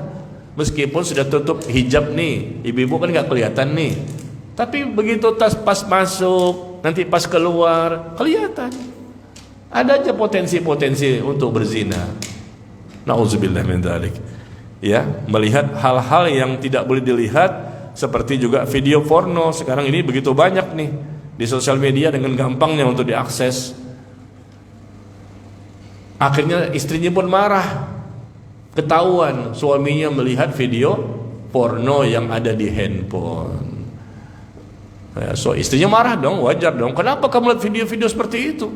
Apalagi istrinya sudah berjilbab. Marah suaminya, kenapa begitu? Suami dikasih tahu nggak terima. Akhirnya KDRT. Kan cerita kemarin begitu tuh. Yang cerita ini siapa tuh yang ditangkap kemarin? Yang viral kemarin, seorang suami yang pukul istrinya tuh. Siapa bu? Siapa nama suaminya? Wah, hafal Hafizah. Hafal Hafizah, cerita di sosial media, Masya Allah. Saya sengaja mancing-mancing, saya pengen tahu. Keluar juga. Masih muda, anak 3. Akhirnya saya baca juga tuh beritanya. Kan tiap hari keluar, ada apa sih ini, berita apa sih? Penasaran juga. Ternyata KDRT suami kepada istrinya bertahun-tahun. Kemudian di CCTV kan sebagai bukti, dipukul itu baru aja melahirkan nih ya bu ya. Oh tahu juga ya. Tahu ceritanya Hafizah. Hafizah cerita-cerita viral. Saya pikir ibu-ibu nggak tahu cerita ini. Tahu ibu ya? Kan ibu-ibu jarang buka sosial media. Kan di rumah itu biasanya umumnya yang ibu-ibu ngaji, biasa di rumah itu apa? Mereka masak, nyuci, baca Quran dan hadis. Jadi mereka tuh nggak tahu berita viral tuh apa, lagi heboh tuh apa, begitu ya? Ya biasa begitu tuh. Ya betul bu. Di rumah masak, nyuci, baca Quran dan hadis. Ya. Ternyata mereka tahu juga, ini viral ya. Boleh nggak begitu? Ya nggak boleh. Tapi maksud saya, awal muasalnya si istrinya itu saya bacakan ceritanya. Si suami memukul istrinya karena istri menegur. Dan sudah berkali-kali seperti itu perbuatannya. Di depan istrinya buka handphone dan filmnya porno, nonton yang telanjang bulat begitu. Jadi dia udah punya anak 3. Nah istrinya menegur, menasihati, nggak terima, dipukul lah si istrinya ini sampai ketendang juga bayinya. Baru melahirkan. Ya, kemudian jadi bahan kan, dilaporkan, akhirnya ketangkaplah si suaminya itu, ya. Nauzubillah min dzalik. Begitu teganya ya, memukul istri sampai babak belur begitu. Termasuk yang tadi saya ceritakan itu, seorang ikhwan udah ngaji sampai lebam biru mata si akhwat si ibu itu. Saya pikir berbaik sangka gitu. Awalnya, Pak Ustadz, saya boleh nggak buka jilbab saya? Hah? Jangan Bu. Saya pikir mau buka jilbab untuk nazar. Wah, jangan-jangan dia menawarkan diri nih. Ibu-ibu seuzon aja. Wah, menawarkan diri buat saya nih. Saya buka jilbab Pak Ustadz. Jangan Bu. Rupanya buka jilbab untuk menunjukkan matanya bengkak. Ya Allah, ya. Nah ini terjadi juga. Cuman yang ibu yang di Depok kemarin itu nggak viral aja. Coba kalau jadi viral, karena dia bukan selebgram. Oh ini kan kasusnya karena si akhwatnya nih, si istrinya adalah selebgram, artis. Makanya jadi viral, dia masukin ke sosial media dia. Sebetulnya kasus seperti ini banyak terjadi di masyarakat. Nauzubillah min dzalik ya. Jadi inilah ya sebab-sebab kenapa terjadinya masalah zina. Satu lagi yang terakhir, kenapa terjadi perzinahan? Karena adanya orang-orang yang bermudah-mudahan dengan memegang atau bersentuhan dengan wanita yang bukan mahram. Itu yang keenam. Kenapa terjadi perzinahan? Mereka salaman, mereka pegangan, ya. Lama-lama itu merembet kepada zina yang lebih besar. Yang anehnya, memegang, bersalaman, bersentuhan dengan wanita yang bukan mahram itu ternyata dilakukan juga oleh sebagian ustadz dan kiai-kiai dengan santri-santrinya katanya. Dan dengan wanita manapun, kata mereka boleh. Saya nggak dengan syahwat kok. Siapa bilang? Bohong antum. Antum nggak punya syahwat kau jadi malaikat. Rasul mengatakan, sungguh ditusuknya kepala salah seorang di antara kalian dengan jarum dari besi, ditusuk dengan jarum dari besi, itu lebih baik daripada dia menyentuh wanita yang tidak halal baginya. Rasul nggak pernah menyentuh wanita yang tidak halal bagi dia. Sungguh kepala kalian itu ditusuk dengan jarum dari besi, itu lebih baik dibandingkan kalian menyentuh wanita lain yang tidak halal. Kenapa hadis ini nggak diamalkan? Dalam Al-Quran saja ada perintah kan, hendaknya laki-laki beriman menundukkan pandangan ketika bertemu wanita. Wanita-wanita beriman hendaknya mereka tundukkan pandangan. Bertemu saja disuruh tundukkan pandangan untuk menghindari zina. Ini bersentuhan tangan, jabat tangan diremes-remes. Betul nggak? Terjadi ini. Jadi sebetulnya orang yang sudah belajar agama sengaja mencari pembenaran, bukan kebenaran. Mereka ingin beragama mengikuti hawa nafsu. Oh dia ustadz ini, ustadz kiai haji ini. Ya mereka bukan standar kebenaran kita. Mereka mencari pembenaran bukan kebenaran. Ketika melihat wanita atau wanita dan laki-laki, kata Allah di surah An-Nur ayat ke-30, 31, tundukkan pandangan ketika melihat bertemu di jalanan. Untuk menghindari fitnah, kata Allah, tundukkan pandangan. Jangan dipelototin terus. Nah ini kata dia boleh untuk jabat tangan, dipegang-pegang sama siapapun. Sedangkan Rasul mengatakan ditusuknya kepala salah seorang di antara kalian dengan jarum dari besi itu lebih baik dibandingkan dia menyentuh wanita yang tidak halal baginya. Ya, jadi inilah ya di poin ke-6 ini, memegang atau bersentuhan dengan wanita yang bukan mahram. Maka berhati-hatilah ya, jangan sampai kita melakukan hal seperti ini. Semuanya perbuatan dosa, dan karena sarana-sarananya sudah ada, akhirnya terjadilah melebar, merembet kepada dosa-dosa yang lain. Awalnya cuma mata, dari mata turun ke hati, ke tangan megang, kaki melangkah, hati berangan-angan, akhirnya terjadilah yang terakhir, perzinahan. Perzinahan, berapa lama sih? Berapa lama melakukan zina itu? Cuman 5 menit atau 10 menit, tapi dosanya tercatat oleh malaikat abadi. Ya kan? Cuma 5 menit selesai, keluar dah mereka, selesai melakukan zina. 10 menit selesai, ya, zinanya dan sudah tersalurkan syahwatnya, tapi catatan dosanya abadi di buku catatan para malaikat. Dan kalau dia tidak bertaubat, maka dia akan mendapatkan siksa kubur dan siksa neraka. Baik ya, jadi hindari perbuatan keji dan mungkar ini, dan ancamannya sangat besar. Dan perbuatan zina ini jangan sampai dilakukan oleh kita maupun anak cucu kita, dan kita nasihati kaum muslimin yang lain. Dan ini merupakan tanda-tanda dekatnya hari kiamat. Semakin dekat hari kiamat, semakin dekat hari kiamat, maka perzinahan semakin merebak. Betul, sudah terjadi di hari ini. Ya, semakin mudah, murah, gampang banget, cuman punya 100.000 aja bisa, 500.000 bisa, 1 juta bisa. Padahal ya Allah, tidak ada harganya wanita-wanita yang memang mereka ini jauh dari agama ya. Sangat murah mereka dan mudah untuk mendapatkan kehormatan mereka.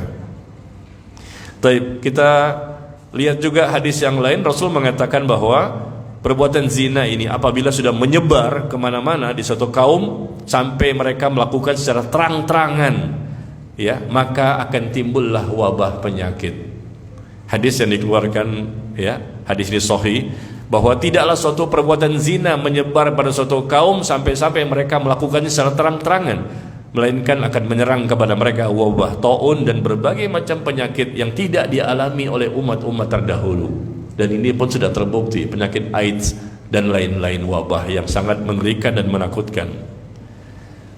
Dan zina laki-laki perempuan ternyata melebar sekarang, dan sudah dari dulu sebetulnya, ya, cuman sekarang kelihatannya lebih heboh ini. Apa? LGBT. Itu pun zina juga. LGBT, sesama laki-laki, zina yang lebih buruk. Laki-laki dan wanita itu perbuatan keji dan mungkar buruk. Wasa asabila, kata Allah. Tapi ada yang lebih buruk lagi dibandingkan zina laki-laki dan perempuan, yaitu zina sesama sejenis. Coba bayangkan Bapak Ibu, zina laki-laki dengan laki-laki, gay, disodomi. Tempatnya di mana? Tempat BAB. Lobangnya kecil, itu banyak virus, banyak bakteri. Nauzubillah. Disodomi. Kemarin kita baca di sosial media kan, seorang ustadz di pesantren mensodomi 40 orang santrinya. Belum lama nih, pesantren loh, ustadz dia, 40 orang disodomi santrinya. Nauzubillah. Ya. Jadi sebetulnya perbuatan ini bisa terjadi di mana-mana, karena setan tuh di mana-mana. Di masjid ada setannya, di depan Ka'bah pun ada setannya.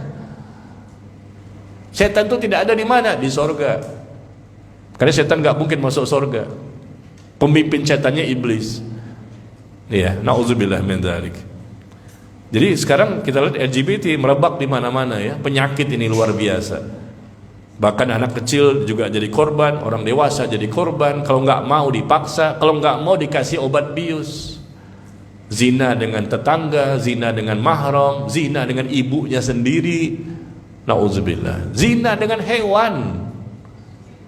Ya, bukan lagi wanita dengan laki-laki, zina dengan hewan pun terjadi. Karena kan saya suka baca ya berita-berita itu, bagaimana manusia-manusia di zaman sekarang yang luar biasa tingkat kejahatannya. Apa udah nggak ada lagi stok manusia? Kok hewan yang dijadikan untuk berhubungan? Nauzubillah. Baik, kita buka sesi tanya jawab ya.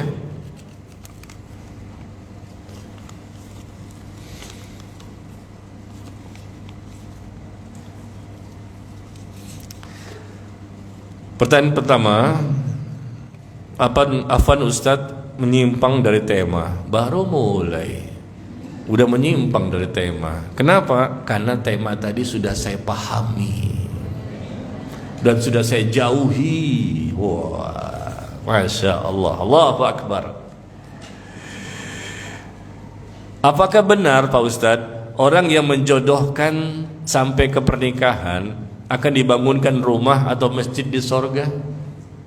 Karena saya menikah dijodohkan oleh teman saya, yang ternyata suami saya itu awal-awalnya saja beribadah, malah setelah itu tidak mau lagi beribadah. Apa saya boleh bercerai Ustaz? Jadi ada dua pertanyaan ya. Pertama, orang yang menjodohkan, apa istilahnya, mak comblang ya. Mak comblang apa pak comblang? dia yang menjodohkan sehingga bertemulah laki-laki dan wanita. Apakah memang akan dibangunkan rumah atau masjid di sorga? Nggak ada keterangan seperti ini. Tidak ada keterangan ya. Ini cuma omongan orang yang berseliweran ya. Nggak ada.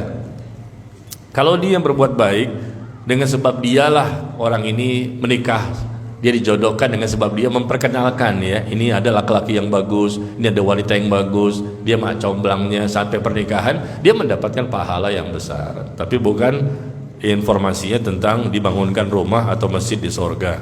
Lalu ketika saya menikah dengan si laki-laki itu, katanya bagus, nikahlah, tapi ternyata dia nggak ibadah, katanya ibadah. Nah ini mak comblangnya juga jelek nih, memberikan informasi yang salah, dosa loh, dosa besar itu. Saya terima si laki-laki itu ternyata awal-awalnya saja beribadah, setelah itu dia nggak ibadah lagi.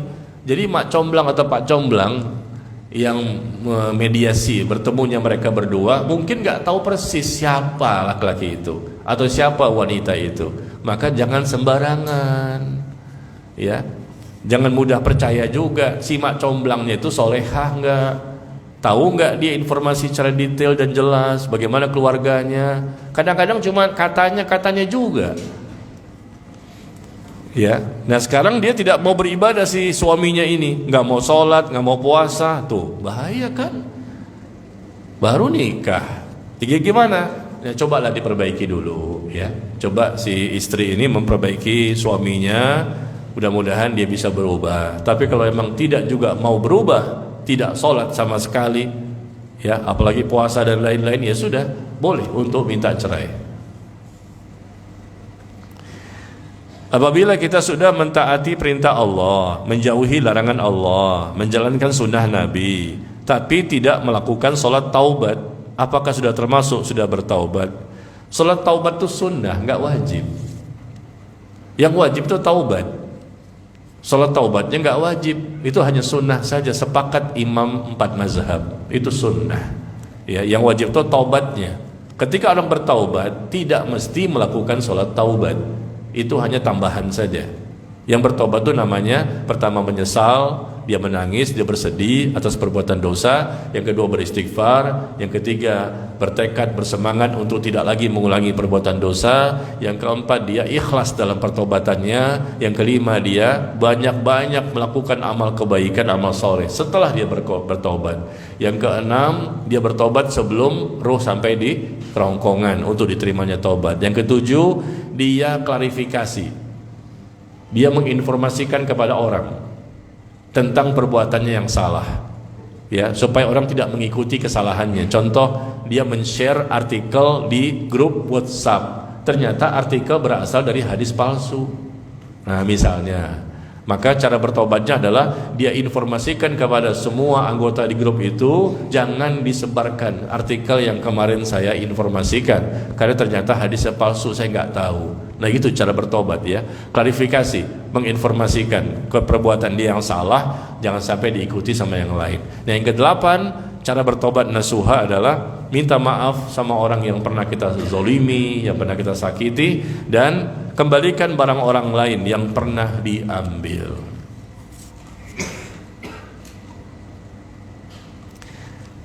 Apa saja ciri-ciri atau perubahan yang terjadi pada diri setelah tobat itu diterima? Seperti ini pernah ditanyakan ya pada pertemuan sebelumnya. Ciri-ciri bahwa tobat itu diterima, perubahan apa yang terjadi pada diri seseorang? Mungkin yang bertanya lihat langsung saja ya di Telegram saya atau di Instagram saya. Karena sudah ada di sini jawaban-jawabannya secara lengkap insyaallah dan bisa dibaca, yaitu bisa dibaca di tanggal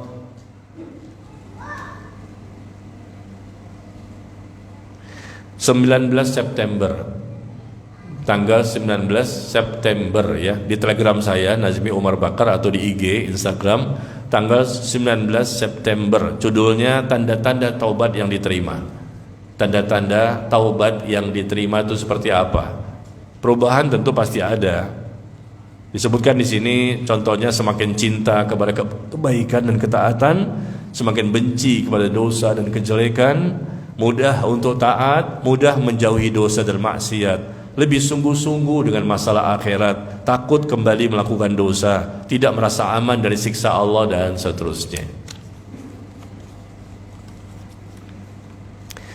Apakah orang yang meninggal pada saat melakukan ibadah di Masjidil Haram lalu meninggal, apakah dijamin langsung masuk surga husnul khotimah?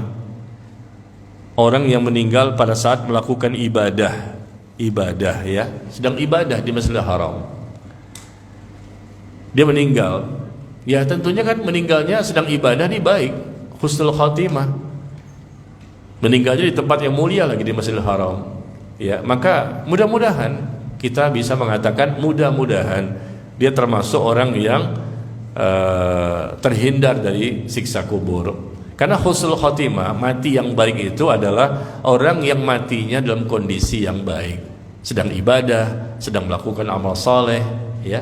Tetapi jangan salah Bapak Ibu, kalau seandainya orang itu sedang sholat mati, tapi ternyata perbuatan syirik masih dia lakukan, andai kata seperti itu, berarti bukan husnul khotimah. Allah takdirkan memang dia matinya sedang sholat, tapi perbuatan syirik minta-minta kepada selain Allah masih, misalnya begitu ya, maka nggak bisa juga kita katakan husnul khotimah. Kita mengatakan mudah-mudahan, semoga, karena yang tahu persis adalah Allah. Bisa jadi dia mungkin mati sedang sholat, tapi syirik masih dilakukan, bid'ah masih dilakukan, kemunafikan masih dilakukan, kemaksiatan masih dilakukan. Cuman Allah takdirkan saja dia meninggal dalam kondisi sholat. Nah, bagaimana nasib dosa-dosa yang lain itu? Makanya kita nggak bisa memastikan ya bahwa dia ini pasti terhindar dari siksa kubur. Kalau memang dia wafat dalam kondisi sedang sholat, sedang baca Quran, sedang ibadah dan lain-lain ya, baik-baiklah semuanya, sedang puasa, sedang bersedekah, sedang haji, umrah, dan memang sebelumnya dia itu orang yang bertauhid, akidahnya benar, dia mengikuti sunnah, dia orang yang ikhlas dalam beribadah, lihat bukanlah termasuk orang yang banyak melakukan sifat-sifat kemunafikan, dia banyak melakukan ketaatan, kebaikan dan seterusnya. Nah, yang ini nih, kalau dia mati sedang ibadah, ya, maka tentunya dia akan terlepas dari siksa kubur. Ya, yang dilihat itu adalah dia meninggal seperti itu husnul khotimah karena memang dia sebelumnya orang bertakwa. Kalau dia cuma meninggal ketika sholat, tapi sebelumnya memang dia belum pernah bertaubat, dan sebelumnya pun dia melakukan kesyirikan, meskipun meninggal ketika itu sedang sholat, kesyirikan masih dia lakukan, belum bertaubat, nah siksa kubur tetap.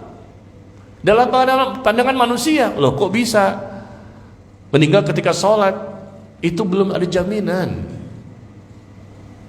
Andai kata ya dia belum, kita kan nggak tahu nih rahasia Allah, andai kata memang dia belum bertaubat dari kesyirikan yang pernah dilakukan sebelumnya, cuma Allah takdirkan memang pada waktu itu sudah masuk sampai ajalnya, waktunya habis, dan ketika habis sedang sholat tapi dia belum bertaubat.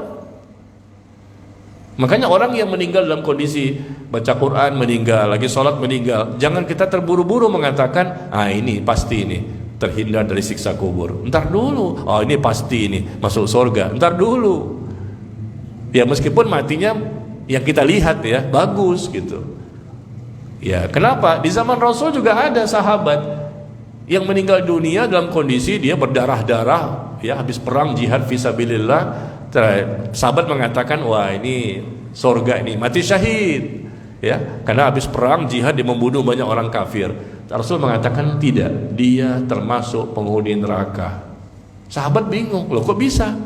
Dia tadi ikut berjihad, berperang, berdarah-darah begitu banyak, tusukan tombak, pedang dan lain-lain. Tapi Rasul mengatakan tidak, dia termasuk penghuni neraka. Kenapa? Karena dia bunuh diri ternyata matinya. Dia udah nggak kuat sakitnya, dia bunuh dirinya sendiri. Sedangkan manusia nggak tahu. Ada juga kasus yang lain, dia mati dalam kondisi terbunuh. Kata orang mati syahid. Tidak, kata Rasulullah, karena dia merampas harta ghanimah sebelum dibagi. Tuh, ini kan mati, kata orang mati syahid. Wah, berarti apa? Husnul khotimah, dia mati syahid. Kenapa? Habis perperang meninggal. Tapi kata Rasul tidak, dia berada di neraka. Kenapa? Karena sebelumnya dia mengambil harta rampasan perang. Ayo. Jadi orang yang mati sedang sholat belum tentu terhindar dari siksa kubur. Pandangan manusia husnul khotimah. Iya, matinya baik ketika itu sedang sholat, tapi dosa-dosa sebelumnya, kalau dia andai kata belum bertaubat, makanya kan kita nggak tahu yang pastinya seperti apa. Karena Rasul saja menginformasikan ada sahabat yang kelihatan sesama sahabat yang lain dia mati syahid, berarti kan husnul khotimah. Perkiraan kita husnul khotimah, tapi karena dia merampas harta, cuman apa sih? Ada kain wol, kain, dia bunuh orang kafir nih, perang bunuh orang kafir, terus ada kainnya bagus. Nah kain itu diambil sama dia, dimasukin untuk pribadi. Itu kan harta rampasan perang, nggak boleh. Kumpulkan dulu ke Rasulullah, nanti Rasul membagi secara adil, nggak boleh ngambil sendiri untuk pribadi. Nah Rasul tahu, sahabat yang lain nggak tahu. Nah seperti itu. Jadi jangan terburu-buru ya. Wah sorga nih, ya. Wah berarti dia ini terhindar dari siksa kubur. Kita katakan wafatnya memang secara zahirnya kita nilai baik. Nah semoga husnul khotimah dan Allah ampuni dosa-dosanya di masa lalu. Itu yang paling selamat ya. Jangan terburu-buru untuk memberikan pujian. Meskipun dia beribadah di Masjidil Haram, meninggal di Masjidil Haram, ya sedang ibadah lagi, ya kita katakan semoga, karena ini semuanya masalah gaib, kita nggak tahu secara pasti ya. Bisa jadi takutnya ternyata dia belum bertobat dari dosa-dosa sebelumnya. Coba Bapak Ibu lihat di Telegram saya atau di Instagram saya, informasi yang sangat bagus sekali dari Syekh Utsaimin. Siapakah yang disebut wafatnya husnul khotimah? Tanggal 1 Juli, 1 bulan yang lalu, tulisan saya artikel di tanggal 1 Juli di Telegram atau di Instagram, tanggal 1 Juli, judulnya Hakikat Husnul Khotimah. Saya cantumkan di sini perkataan dari Al-Imam Al-Utsaimin rahimahullah, tanggal 1 Juli ya. Hakikat Husnul Khotimah. Kata beliau, bukanlah husnul khotimah itu harus meninggal di masjid. Bukanlah husnul khotimah itu harus meninggal di atas sajadah salat. Bukanlah husnul khotimah itu, kata beliau, orang yang meninggal sedang mushaf itu ada di tangan dia. Ya. Beliau mengatakan husnul khotimah itu adalah orang yang ketika meninggal berlepas diri dari dosa syirik. Orang yang ketika meninggal berlepas diri dari sifat kemunafikan. Orang yang ketika meninggal berlepas diri dari segala perbuatan bid'ah. Ini husnul khotimah. Bukan sekedar mati di masjid, mati di sajadah, sedang pegang Quran, ya. Dan husnul khotimah itu, kata beliau, engkau wafat dalam kondisi tetap berpegang teguh di atas Quran dan Sunnah. Ya, tidak mengganggu orang lain, tidak membunuh orang, tidak merusak kehormatan orang. Dia melakukan kewajiban-kewajiban dia kepada Allah, hatinya bersih, akhlaknya mulia, tidak ada kebencian, kedengkian, permusuhan dengan sesama kaum muslimin. Dia sholat 5 waktu, berjamaah di masjid bagi laki-laki. Ini husnul khotimah, kata beliau. Memang benar. Jadi jangan lihat ujungnya doang, bahwa dia meninggal ketika sholat, seakan-akan itulah husnul khotimah, yang lain bukan. Kalaupun dia meninggal ketika sholat, kita pun nggak tahu juga. Dikhawatirkan ada dosa-dosa yang lain yang dilakukan sebelumnya, dia belum bertaubat. Karena kisah yang Rasul sebutkan itu kan masalahnya sahabat ya yang meninggal, diperkirakan oleh sahabat-sahabat yang lain dia mati syahid, ternyata tidak.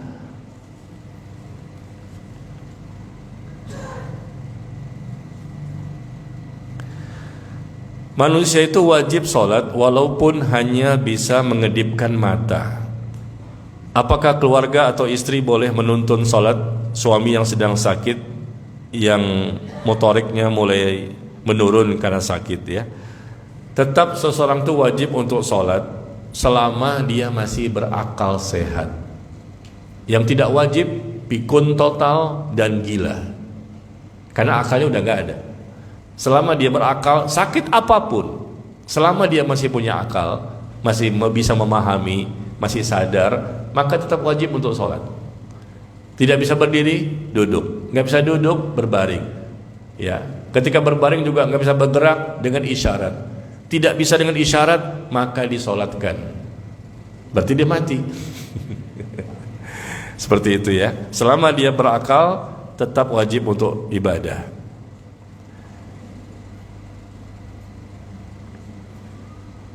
Pak Ustadz, yang saya tahu bank konvensional itu riba. Gaji pegawai karyawatinya berarti haram. Iya. Tinggalkan semuanya. Tinggalkan semuanya. Ya, bekerja di bank konvensional, uang gajinya haram.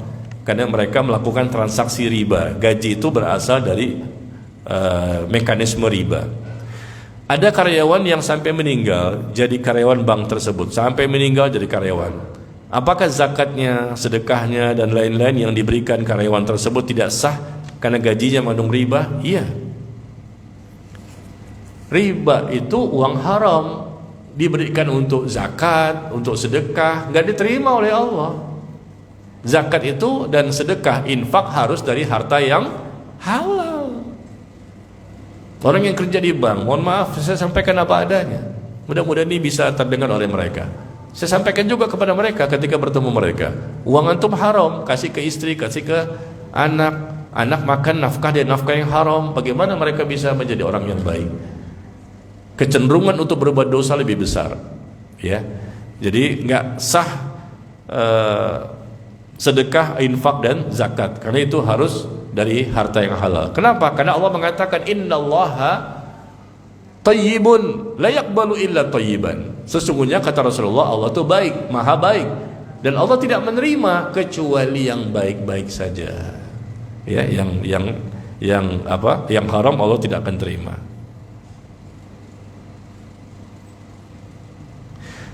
Jika pakaian dan riasan menjadi alasan bagi perempuan itu dilecehkan, ya. Lalu bagaimana dengan para perempuan atau anak perempuan atau santriwati yang sudah menutupi aurat tapi masih menjadi korban pelecehan, bahkan sampai hamil? Apakah hal itu juga masih salah sang perempuan? Jadi ibu-ibu nggak mau disalahin nih. Kata tadi kan dibahasnya perempuan semua, ya. Mereka sudah, kalau oke lah dengan terbuka aurat, ya, perhiasan, pakaian, ya. Bagaimana dengan wanita yang sudah menjadi santriwati, tutup aurat, tapi masih menjadi korban pelecehan juga? Karena yang berjilbab pun ternyata tidak menjaga dirinya. Itu masalahnya. Maka jadi korban pelecehan. Jangankan korban pelecehan, Bu, yang sudah pergi pesantren, pakai jilbab, belajar agama, ujung-ujungnya murtad. Itu pun ada di Jawa Timur. Pesantren yang cukup terkenal, si wanitanya murtad, bucin dengan laki-laki kafir. Budak cinta, the love is blind. Bapak jadi Sumatera nangis-nangis mendengar anaknya keluar dari pesantren nikah sama laki-laki kafir. Apa yang kurang? Belajar agama setiap hari, berjilbab, tutup aurat, pinter menukil ayat dan hadis, bisa murtad. Bukan lagi berzina. Karena dia sudah berjilbab, tutup aurat, mungkin dia tidak menjaga dirinya, hanya tutup saja. Mohon maaf ya, mohon maaf sekali lagi bahwa berjilbab tidak ada jaminan bahwa dia soleha untuk zaman sekarang. Tidak ada jaminan wanita itu soleha kalau sekedar jilbab doang. Kenapa? Sudah menjadi fashion. Tahu fashion? Mode. Dulu iya, tahun 80-an, tahun awal 90-an, berat-beratnya tuh berjilbab, diprotes, dikucilkan, diboikot, ya. Mungkin awal 2000-an lah masih oke. Tapi zaman sekarang kelihatannya jilbab itu jadi model. Enggak semua berjilbab juga sesuai syariat kan? Ada yang berjilbab tutup aurat tapi jilbabnya jilbab sakaratul maut. Sampai ke leher cekek, krek, sakaratul maut. Iya. Seperti pasukan paskibraka itu.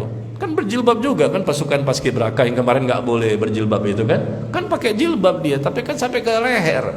Betul-betul auratnya itu kelihatan, lekuk-lekuk tubuh itu kelihatan. Jilbab itu kan kata Allah ditutup semua sampai ke dada. lebar, tidak transparan, tidak tipis. Ada ayatnya di surah An-Nur. Falyadribna bi khuburihinna ala juyubihinna. Hendaknya mereka menjulurkan kerudung mereka itu sampai ke dada, bukan sampai ke leher, dicekek juga. Itu namanya jilbab sakaratul maut. Sudah tutup aurat kan? Tapi kan nggak benar. Jadi jilbabnya tidak sesuai syariat, atau sudah mungkin sesuai syariat, tapi memang ya namanya syaitan menggoda ya. Maaf, jadi saya katakan bahwa jilbab itu tidak ada jaminan kalau dia wanita soleha. Ntar dulu, lihat yang lain, lihat yang lain, lihat yang lain. Kenapa? Di zaman sekarang sudah menjadi model. Jadi begitu banyaklah model-modelnya, warna-warnanya, ya. Ingin apa namanya istilahnya? Menampilkan kecantikannya itu apa, Bu? Kalau di sosial media, istilahnya saya lupa itu.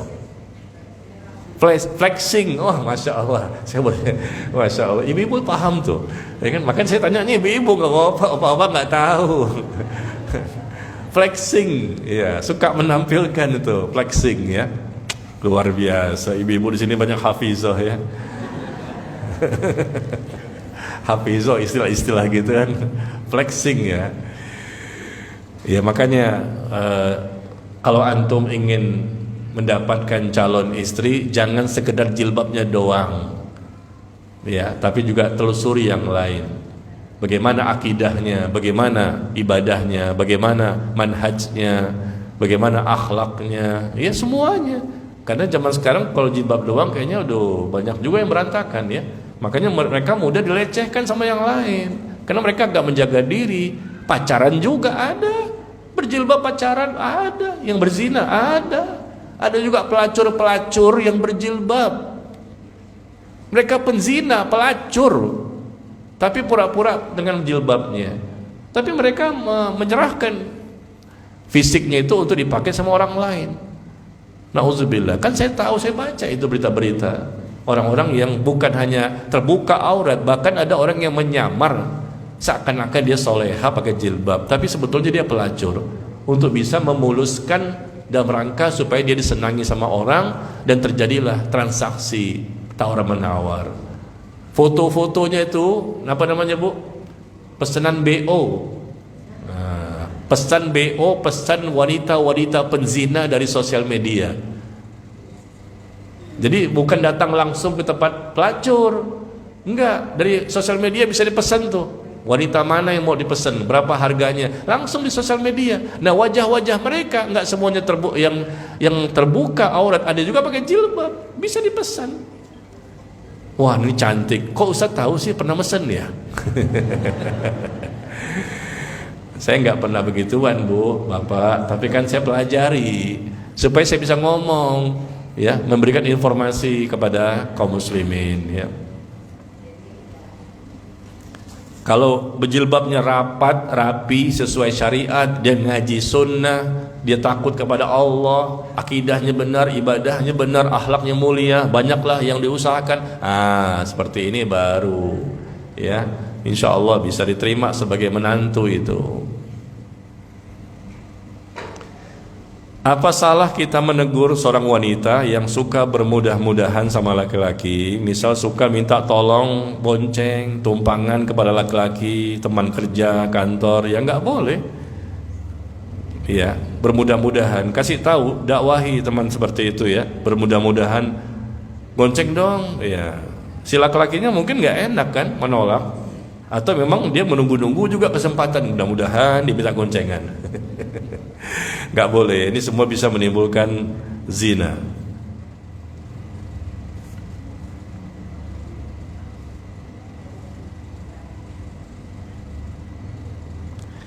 Ini pertanyaan masih banyak ya, waktunya udah habis, gimana nih? Hah? Diteruskan apa cukup? Hah?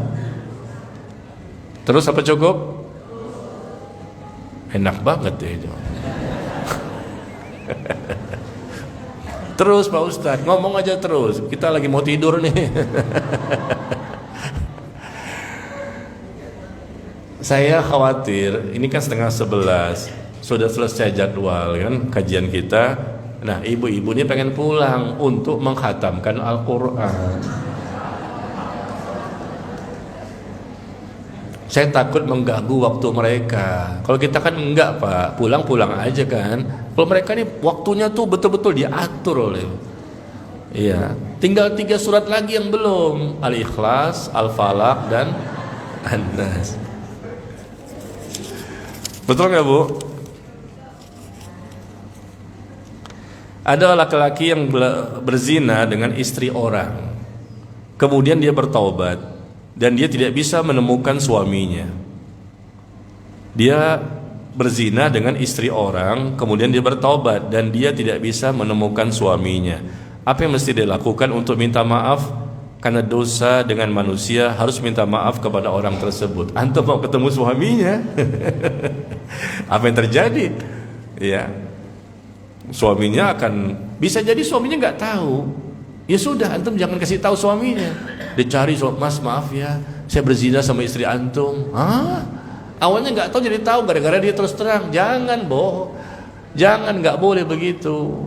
Kan suaminya nggak tahu. Ya sudah, masing-masing bertobat saja. Tutup aib ini, jangan disebarluaskan kemana-mana. Ya, dia pernah berzina sama istri orang. Ya, istrinya pun nggak ngomong, dia pun nggak ngomong. Jangan cerita sama suami. Tutup aib sampai mati. Cukup bertobat kepada Allah. Karena kalau disampaikan kepada suami berarti membongkar aib. Dan suami belum tentu memaafkan. Bisa jadi terjadilah kemudorotan yang lebih besar lagi. Apakah seorang wanita pergi berwisata beberapa hari tanpa mahram boleh, walaupun suaminya mengizinkan? Tidak boleh wanita mahram tidak ada lalu dia safar bersama laki-laki yang bukan mahramnya, nggak boleh ya, karena Rasul yang mengatakan demikian. Meskipun suami mengizinkan, tapi Allah dan Rasul mengatakan nggak boleh. Mau pilih yang mana? Kata suami boleh, silahkan. Kata Allah dan Rasul enggak boleh. La yahillu la tusafir imra'a ila ma'adi mahramin, kata Rasulullah. Tidak boleh seorang wanita safar, perjalanan, safar, musafir kecuali dengan mahram. Enggak boleh mereka sendirian atau berdua-duaan dengan yang bukan mahram. Ya. Nah, kita ikuti apa kata Allah dan Rasul.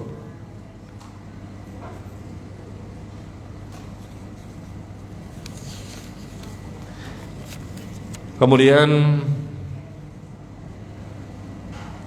bagaimana mengingatkan suami jika lingkungan kerjanya, teman kantornya, atasannya sendiri adalah pelaku maksiat, suka minum alkohol dan berselingkuh. Walau suami nggak ikut-ikutan, tapi hati saya suka khawatir bosnya ini membawa dampak buruk bagi suami saya.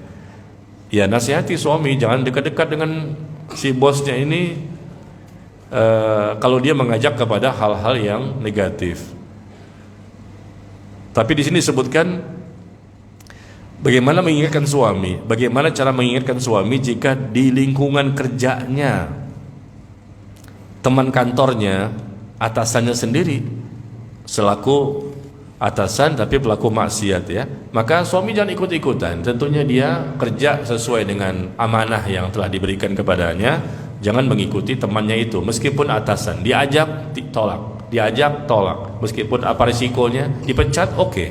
Yang penting jangan sampai dipecat sama Allah sebagai hamba Allah yang layak untuk mendapatkan ampunan. Enggak masalah, dunia sebentar kok. Jangan takut sama manusia. Termasuk kemarin pasukan Paskibraka ya, 18 wanita yang disuruh untuk membuka jilbabnya. Jangan mau. Nah, ini ternyata mereka mau, mungkin karena mereka takut dan lain-lain. Ya Allah, ini kan dosa besar. Meskipun cuma dua tempat acara, ya, tapi kemudian karena banyak yang protes, akhirnya ya hanya 1 kali mereka buka semua. Pas acara kemarin katanya sudah tutup lagi ya, pakai jilbab lagi. Nah, ini kan tentunya ujian dari kecil mereka katanya. Orang tua sampai nangis-nangis. Saya juga baca tuh beritanya. Jangan mau. Dunia sebentar. Ini untuk negara. Lah, ini untuk surga. Bela mau untuk surga apa negara? Untuk negara apa neraka? Dan yang menyuruh perbuatan seperti ini bukan orang sembarangan loh. Ketua BPIP itu, siapa namanya? Yulian ya. Dia guru besar syariah UIN Kalijaga, rektor. Bayangkan, bukan orang awam, dia ketua BPIP-nya, dia guru besar syariah, rektor UIN Kalijaga, yang menjadi ketua BPIP, yang memerintahkan jangan berjilbab untuk 2 acara ini. Ternyata dia muslim liberal, belajarnya di Amerika. Iya. Dan memang ternyata jejak digital sebelumnya memang sudah bermasalah, banyak masalah dia itu. Banyak sekali masalah-masalah Islam itu yang dia tidak sepakati dan menyuruh untuk melakukan hal-hal yang bermaksiat, ya. Jadi memang dia harus diganti dan harus dihukum sebetulnya kalau tegak hukum Islam, ya. Karena berani untuk memerintahkan orang untuk membuka jilbabnya dan dipaksa, katanya ini sukarela, tanda tangan di atas materai, betul nggak? Baca nggak beritanya? Ya, atau nggak baca ya? Ya Allah, ternyata memang akhirat doang, ya. Ya baiklah, nggak apa-apa. Tahunya cuma akhirat aja, dunia nggak tahu, ya. Nggak apa-apa, terusin ya, terusin. Masya Allah. Tapi ini kan berita viral, ya, luar biasa. Jangan mau kayak suami tadi, dia akan dipecat oleh pimpinan kalau nggak ikut minum-minum alkohol segala macam, ini berselingkuh bahkan dia. Ya nggak apa-apa, dipecat oleh pimpinan, pindah lagi kerja tempat lain. Jangan buka jilbab, kalau tidak kamu pulang, ya pulang. Cuman paski beraka doang kok, apa sih hebatnya dibandingkan sorga, dibandingkan ampunan Allah, kekal hidup abadi selama-lamanya. Dunia kan sebentar, mati pasti. Ya, jangan dikorbankan, ya, akidah dan ibadah kita, jangan korbankan akhirat kita dan iman kita.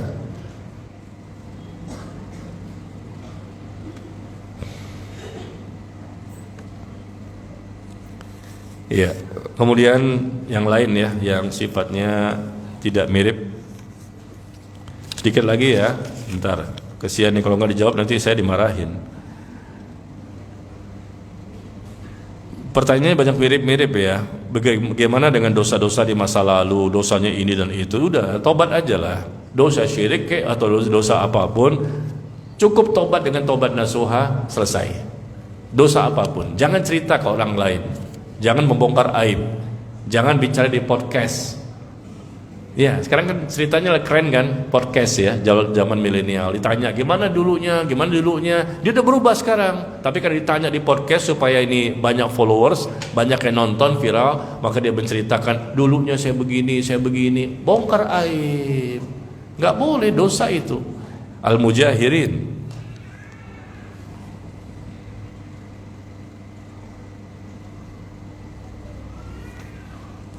Kemudian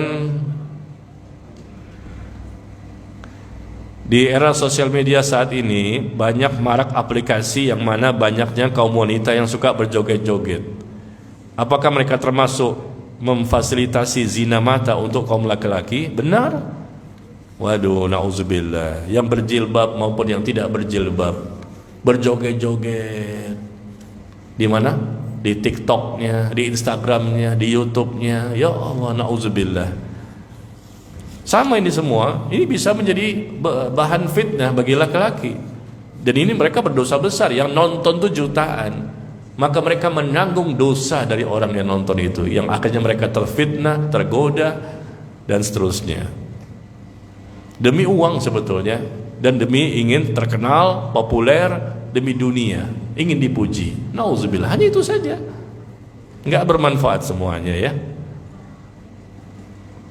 Bahkan kemarin saya melihat di sosial media perlombaan 17 Agustus, perlombaan joget-joget. Masa memperingati 17 Agustus dengan joget-joget? Siapa jogetnya yang paling bagus dapat hadiah. Ibu-ibu juga joget-joget, ditonton banyak. Kan baca di Google tuh kan ada. Kita baca Google pengen apa sih berita hari ini? Ya Allah, kok begini? Katanya bersyukur atas kemerdekaan. Bersyukur kepada siapa? Kepada Allah kan. Tapi kenapa dengan maksiat? Udah tua, udah bau tanah, joget-joget juga dengan celana ketatnya. Kita kan kelihatan di sosial media tuh, ada di Google. Lomba joget, masa begini cara bersyukur atas kemerdekaan? Bersyukurnya sekarang saya tanya kepada siapa? Kepada Allah. Kalau bersyukur kepada Allah itu artinya dengan cara apa? Banyak memuji Allah, menyanjung Allah, semakin banyak mentaati Allah, dan semakin menjauhi maksiat-maksiat yang Allah haramkan, dan semakin mencintai Allah yang telah banyak memberikan nikmat kepada kita. Itu cara bersyukur, bukan makin banyak maksiat untuk bersyukurnya. Ya, masa itu perlombaan joget? Jadi bukan sosial media doang. Kemarin pun perlombaan joget juga ada. Nggak ada yang lain apa perlombaannya? Ya, yang anehnya ibu-ibu juga ngikut gitu demi hadiahnya itu. Nauzubillah min dzalik. Nah, terakhir ada laki-laki yang melakukan nikah siri sebanyak 2 kali dalam kondisi sudah menikah. Laki-laki ini udah menikah, lalu nikah lagi 2 kali dengan nikah siri. Jadi nggak pakai KUA ya, tidak ada catatan dengan akte nikah. Dan dia pun memiliki 3 cucu. Namun ia menikah siri itu tidak izin kepada istri sah pertamanya. Apakah termasuk zina? Tidak izin kepada istri pertama. Apakah termasuk zina? 2 kali dia nikah siri. Udah punya istri, nikah lagi. Tapi 2 dan 3 dengan nikah siri tanpa petugas KUA, tanpa akte nikah siri saja. Sah nggak? Nikah siri itu sah kalau memenuhi rukun nikah. Rukun nikah itu apa? Ada wali, ada saksi, ada mahar, ijab qabul, dan kedua mempelai. Sepakat untuk nikah. Udah 5 ini penting. Bukan izin istri pertama, itu nggak ada dalilnya. Yang penting dia ada walinya. Yang menikahkan si wanita ini adalah bapaknya atau wali-wali yang lain. Kemudian ada saksinya, ada maharnya, ijab qabul. Dan ijab qabul, Bapak Ibu, saya perlu jelaskan di sini. Saya nikahkan kamu, saya terima nikahnya, tidak mesti harus berjabat tangan. Justru itu nggak ada tuntunannya. Di zaman Rasul dan para sahabat, tidak ada mereka itu menikahkan anaknya dengan jabat tangan, apalagi ketok meja sampai retak. Itu nggak ada. Sampai rusak jam tangannya gitu kan, itu pun nggak ada. Jadi ketika si bapak itu mengatakan saya nikahkan kamu dengan anak saya begini, saya dikatakan oleh mereka, saya terima nikahnya, qabil tuh dengan gini, udah begitu aja, nggak pakai jabat tangan, terus kemudian digebrak ke meja, itu nggak ada. Maka saya sarankan Bapak Ibu nanti lain kali kalau anaknya menikah, kita hidupkan ini hal-hal yang mesti kita lakukan. Tidak mesti harus jabat tangan, itu hanya tradisi. Itu hanya tradisi yang memang sudah berjalan lama ya. Tapi secara syariat sebetulnya tidak ada kewajiban dan tidak ada sunnah juga untuk berjabat tangan ijab qabulnya itu ketika akad nikah ya. Yang penting ucapannya itu. Yang satu saya nikahkan, yang satu saya terima. Itu yang mesti ada sebagai rukun nikah. Kalau itu nggak ada maka nggak sah. Demikian ya. Jadi tidak mesti izin dengan istri yang pertama, dan itu bukan zina karena dia sudah melalui rukun nikah yang terpenuhi tadi. Tapi kalau salah satu tidak ada, wali nggak ada, saksi nggak ada, mahar nggak ada, ijab qabul nggak ada, nah itu nggak sah. Ya, nikah siri kan cuma masalah administrasi saja, nggak ada petugas KUA di situ, nggak ada buku akte nikah, itu kan masalah catatan negara. Tetapi secara agama sudah dianggap sah. Coba saya pengen tahu yang bertanya ini siapa? Sepertinya pengalaman dia. Siapa di sini? Atau pertanyaan ibu-ibu ini? Seorang laki-laki melakukan nikah siri sebanyak 2 kali. Udah punya 3 cucunya. Namun tidak izin kepada istri pertama. Oh, ini kayaknya pengalaman pribadi nih. Siapa orangnya? Janganlah Ustaz, malu kita ini. Iya, afwan, bercanda aja. Baik, sampai di sini barangkali pertemuan kita, semoga bermanfaat.